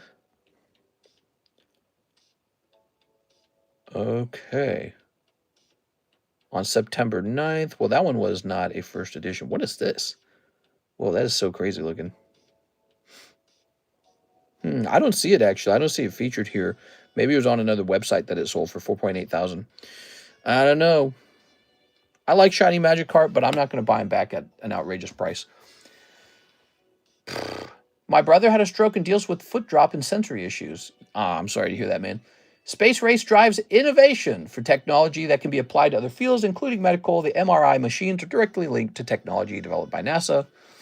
That's fair. You could argue that if you want. I think it would be better if you directly just tackled the medical problem, though, don't you think? So, like, if you directly put all resources and all the scientists into solving one issue, let's get heart problems solved. I think you wouldn't need to do all this rocket stuff and then claim, well, you know, if we make all these rockets, then we could solve your heart problem. I don't think that's necessarily true. But it's not just heart stuff. It's all kinds of stuff like cancer and all that. I think if you just focused on those very serious health problems, you might solve them much sooner. So we need some stuff to price. What can we price up? This guy's kind of cute. Look at him. He's looking kind of cute. Coughing. Look at that coughing. All right, let's see. Till they learn how to make flying cars, the words my dog bark into human words, then we can talk. Yeah, you want your dog to be able to talk? That'd be interesting. All right. I think the dogs and the cats already kind of communicate pretty well to us. If you could hear exactly what they're saying, it would probably just be like, food, outside. This coughing's Pop 11. He is population 11, dude. It just shouldn't be sold, right? Coughing returns. There isn't one for sale. Man. How can it be so rare all this time later? Says, oh, wow. Says one just sold like 5 days ago for $500. That's a reverse holo. So one, and it says in exclamation marks, Pop 11. So population 11. I don't know, guys. I think I better put that in my Team Rocket box. I'm going to go put it away. What do you guys want me to do? You want me to build a, you guys want me to build a jumbo pack break? I say we get a jumbo pack break going, huh? All right, let me put this here. And now, let me go find, oh, wow. What are these? Oh, my God, dude. Look, I just found this on a shelf. It wasn't even in a box where it belongs. Look what I found on a shelf. Look at this. Plasma Blast Palkia and Plasma Blast Dialga together. Damn, dude.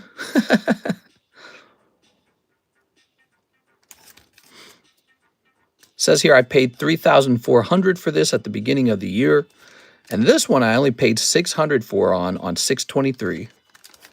My, that's crazy. Let's see.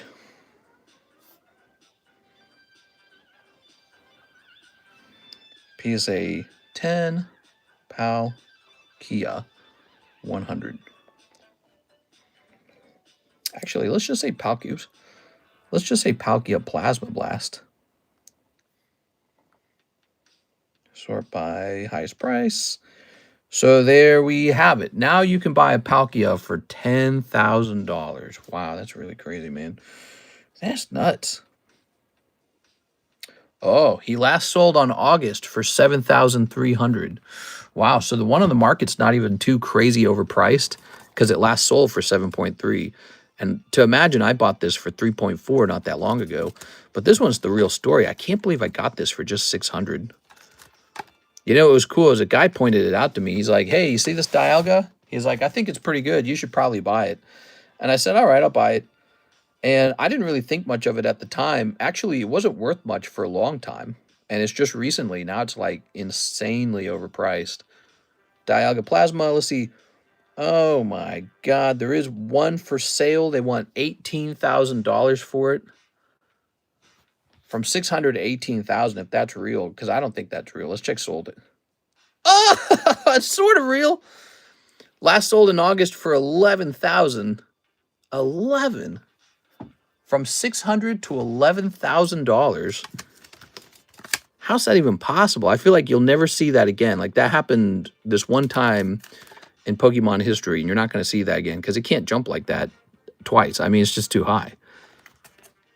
From 600 to 11,000. How many times does 600 go into 11,000? Like 20 times or something like that? 19 times? Jesus, dude. There we go. Somebody really wants to own these. I made a mistake. I used to have a Deoxys. Is it Deoxys? Yeah, I used to have a Deoxys from Plasma Blast, and I sold it like a dummy. But I also have this. Did you guys know that? Plasma Storm Lugia. And I've had a couple guys try to buy this from me, and I always knew it'd be idiotic to sell it. Pop 20, I bought it all the way back in 2021 for $2.4 thousand. I used to put this up on the table for sale for like 13,000 or something like that. And it wasn't 13, I don't remember. It was like 8,000 or some high number. And I always did that knowing it was not going to sell. And I would get heckled for it. Guys would come in, they'd heckle. They'd be like, oh, why is that Lugia so overpriced? I'm like, well, it's Pop 20. I've got one for sale. No one else does. And I can just pick whatever price I want to sell it at. Now look at it. Now the cheapest one's 50,000. And so if you had actually bought this from me back in the day for like 8 or 13 or whatever it is I put it up for, that probably would not have been a bad situation for you, because this is going to be one of those cards no one buys. You just can't get a hold of it. Yeah, it's crazy, man. So those are cool. Here's a little Ancient Origins Lugia. You know, we have an Ancient Origins box break.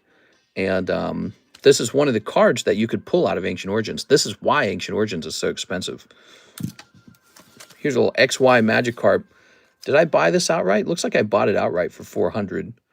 I remember this shiny Magikarp because I had a guy mail some of these into me to grade them, and they all graded 9.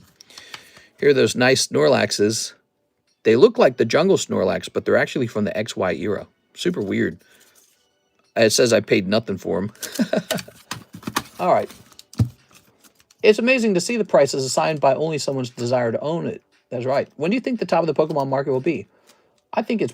Well, I will say this. Pokemon tends to get pretty gnarly in January because it's freezing cold and people are heading toward their tax return. So from January to April, prices can get really high. Really high. And so I don't know, but it's already really all expensive. You could definitely see a crash. I don't know. It could go either way. I could see it going higher as everyone absolutely froths at the mouth and says, this is it. This is the last chance to buy any good card as a 10. Because guess what? There's plenty of 9s for you guys. There's 9s for days. But if you want a holy grail 10, good luck. Because there's serious hardcore buyers who do not give them up. So this could be like, you could be looking at the cheapest time period today. Like, this could be it. It doesn't get any cheaper than it is right now. And you're mistakenly thinking it's going to crash any second. Yeah, it's going to crash. It's going to crash. It's going to crash. How'd that work out with the housing market, by the way? Virtually didn't crash at all. You saw some price declines in some of the worst places. But you know what? Much of it's just driven by high mortgage rates. That's all. It's just the mortgages. The minute the mortgage rates come back down, whoosh, that market's blasting off again. And so, and that's the housing. Everyone was clowning around saying, oh, this is a bubble. It's going to crash. It's going to pop. No, it's not. Things are expensive. That's what's going on. And there's a lot of money in the world. It's a lot of money. So I don't know. I do not know how to feel about Pokemon. It is just a kid's toy. But look at how far it's come already. And is this the end? Does it just stop here? Is this the end? I do not know. But I do know one thing. It is 4 a.m. in the morning. We have 0 orders in the queue. Time to wrap up, guys. I'm going to go ahead and toss one more person on the giveaway. Sunday nights. It is Michael Bethel. I could take Sunday nights off, man. Sunday nights are always slow. They're like consistently slow. But if I did, we would not have had 2.5 hours of fun together. And that's why I hit them up anyways. But I can see why people take today off. Because a lot of people do that. Okay, Michael Bethel, you made it on. Can't compare Pokemon cards to a house. Now, you're right. You can't compare them to a house because houses go up at like 3% per year at best. But during COVID, they doubled almost. Whereas Pokemon cards have done way better than that. Most Pokemon cards from the past have gone up like times 12. Like if you count from 2019 before COVID to this point today, they're up like times 12, times whatever, some giant number. And so in that sense, they can't be compared to a house. And also, the houses are a little bit different in the sense that you can live in one or you can rent one out. You can't really do that with Pokemon cards. The most you can do with the Pokemon card is make a video of it and hope that that video gets you some ad revenue. But that doesn't compare to renting. So they're very different. But you know, ultimately, it's like, where do you want to park your money? Where do you want to park your money? And people thought that the housing market was going to crash any second. My argument was that the housing market was not going to crash because what we really had was very serious inflation. And inflation doesn't just go away. And I think I was right about that. House prices, like I look at my house prices because we own like 4 houses, her parents' house, the rental unit, and 2 lake houses. And we're going to sell that other lake house. But we looked at their prices. They only went up and then they kind of stalled. That's it. There was no bubble pop. There was no point where the price got really cheap. I think that kind of issue can occur with Pokemon too. So everyone's waiting for it to pop because, you know, everyone's trying to make a prediction. And I think the market has this way of surprising you. The market has this way of doing the opposite of what you actually thought was going to happen. It happens to me all the time. And so what I would do when it comes to something like Pokemon, the stock market, crypto, real estate, whatever it is, like Pokemon, what would you consider that? Like a speculative collectible? If you have a philosophy that says it's good to buy it, just buy it and don't worry about the ups or the downs. Don't try to time it. Buy it at a steady amount. Don't buy too fast, don't buy too slow, and then just be done with it. Don't think about it. And if it drops, don't think about it. You just buy a little more. But so it's really just about your philosophy. And I think that's true with crypto too. Like a lot of people could have benefited from buying Bitcoin after Sam Bankman-Fried caused it to drop to like 15,000. If you were like a true believer, you could have bought tons of Bitcoin during that time period because you would have believed it was just going to recover to 70 or whatever. And look at it now, it's like 115. So it comes down to your philosophy about what's happening in the world, what's going to happen with money, what's going to happen with assets. And that's what you got to work out, is whether you believe in collectibles as a good place to store your money. Now, if you look at old sports cards, they've proven themselves over and over again. You get like these cards that sell for record prices, unbelievable prices. You know, some old guy will be on the news. Yeah, I bought this card for $11,000 in 1990, and today it's worth $2 million. You know, you hear that with the sport guys all the time. And the news reporter will be like, you bought this when no one else believed it would go up. He's like, yeah, I bought it. Now it's worth $2 million. So Pokemon cards are also card collectibles. Could it do that? You don't know. I would say it's possible, but you just don't know. And so when it comes to, you know, trying to time the Pokemon market, I don't try to time the market. I just buy a little bit of this, a little bit of that. That's all I do. And if I feel like something's too expensive, I go, you know, that's relatively too expensive. I go buy something else. If you think there's about to be a crash around the corner, you can stockpile cash. But if you stockpile a lot of cash and then the Pokemon cards just go up in price, it's going to be disappointing. And that's how timing the market works in general. Like if you're too slow or you're too fast, either one can hurt you. And it comes down to, can you really predict it? Can you really predict what's going to happen next? I've watched Pokemon crash. I would say some signs to look out for. People maybe get fatigued from it because like the video game comes out. Now they're just playing the video game. I think the video game can cause Pokemon fatigue. The other thing to look out for, people don't actually like the new Pokemon game. And so they go, I hate Pokemon. I think those are 2 clear signs. Another sign would be like something in the world happens that causes crypto and the stock market to crash. Pokemon cards, they do tend to lag, but they do tend to follow. So I feel like that's another thing. So if the you know, the stock market's way up and crypto's way up, so why is it a surprise that collectibles are way up too? It's not. But if those things were to really crash one day, your Pokemon might crash along with it. Might take a little bit, like 3 or 4 months, but they'll crash along with it. And you'll see that showing up in the auction prices. So auction prices will come in and people will be like, wow, those used to sell for 6,000. Now they're selling for 3? So something like that'll happen, and be a signal that the market's slowing down and declining. If you get scared during that time period, it means you never really cared about Pokemon cards in the deeper sense that you think that millennials will always buy them. Just meant that you felt like in the moment you could time the Pokemon card market. So it's a fun thing. It's like a game. People love to speculate. I think speculating is kind of like a form of like sports betting almost. Like you think you know who's going to win the game. So I think it's very similar to that. But I wouldn't say I do that so much. I really do just buy a ton of Pokemon. That's it. And it worked. It weirdly worked very well for me.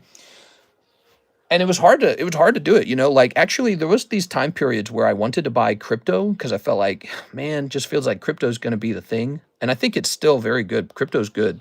We accept crypto purchases on our cards on this channel. So I don't dislike crypto, but I think my Pokemon cards outperformed. And I had to be confident enough to stick to Pokemon, so I had to take that crypto money and convert it into Pokemon cards. And that took some, sort of like a risky behavior feeling. Isn't that weird to think that Bitcoin could have been around so long that that's now the conservative investment? What are you doing, bro? You should put your money in conservative investment, like Bitcoin. Slab away birthday Pikachu. That's for Andrew Martin. You got it, Andrew. It's crazy to think that that's the conservative investment in 2025. Oh, I don't want to gamble with my money. I'll just put it in Bitcoin. But yeah, so Pokemon feels almost like you're gambling with your money. And for me, I don't feel that way, though. I always said this. I said, I'm good with Pokemon cards. I'm just going to stick with Pokemon cards. That's what I would say. Say, I'm going to buy the thing that I know. I know the card market really well. I'm going to stick to the card market. All right, let's see. This is going to say November. We're doing November now. Oh, not November, October. October 25. I think I must have given somebody a November month. Andrew Martin. PSA 10, B-Day, Pikachu. Okay, Mr. needs a gavel so he can hang it and say, sold! Here it is. You mean bang it? Actually, that's not a bad idea. I like the idea of that. That sounds fun. They have those at auction houses, don't they? Like fancy auction houses. So you put $40 down on the slab already. This goes down to $200. Boom. All right. $200 remains. Mr. Andrew Martin. What do you guys think? We get a little gavel? Clunk, clunk. If you buy like a fancy card, you get the gavel. All right. Cool, man.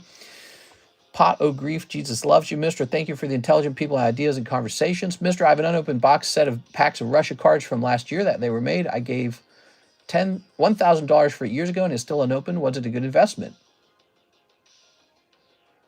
Are you talking about Pokemon cards? Were you the guy who bought the Ancient Origins Russian box? I remember somebody bought that.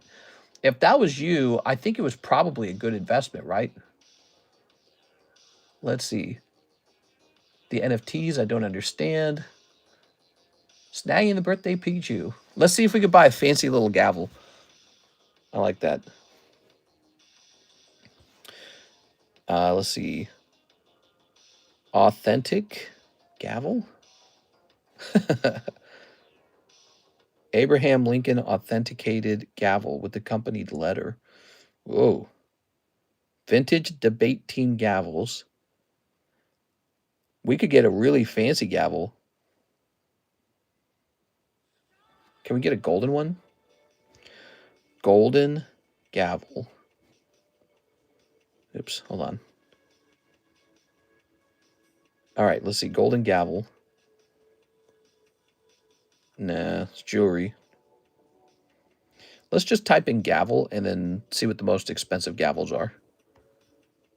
Okay, here it is. Antique gavel made from wood. Alice Chalmers, Board of Directors, Gavel Independence. 1966, Order of Des Moulins, Seth Thomas, Chapter W.F. Hawes, Sterling Silver, Wood Gavel. Weird. So can you actually acquire like a gavel that was used during like a really important trial? Is that considered a collectible? Here's an antique silver wooden gavel. Huh. I don't know if I should spend my money on this. It seems like the best thing to do is to buy yet another Pokemon. But I don't know. It's for the culture. I wonder if we could get like a handmade gavel. It looks like I could make the gavel. It looks like gavels are wood turned on a wood lathe. That's really obvious. It's two pieces. The head gets made first and the handle gets made second.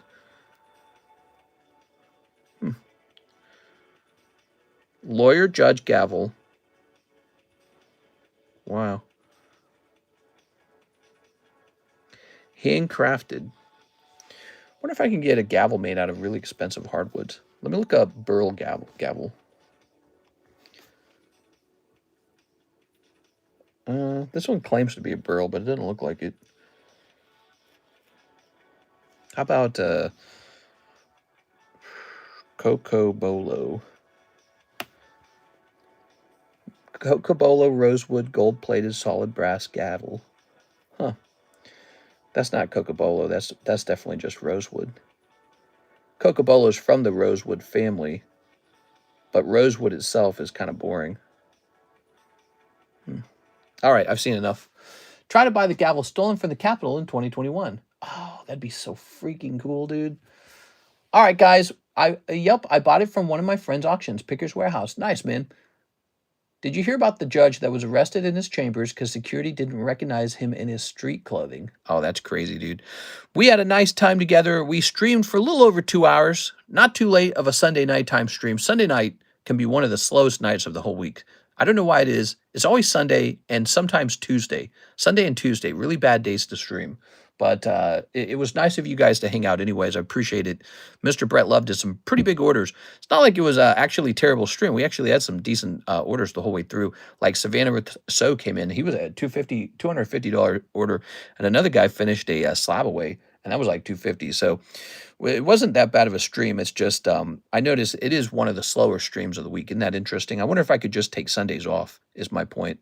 What do you guys think? Should I take Sundays off? Nah, I don't know. I can't decide. Maybe not. All right, guys, I'm going to pop off. I'll see you for the Monday daytime stream. See you there, everybody. 2 spots left on that Pikachu.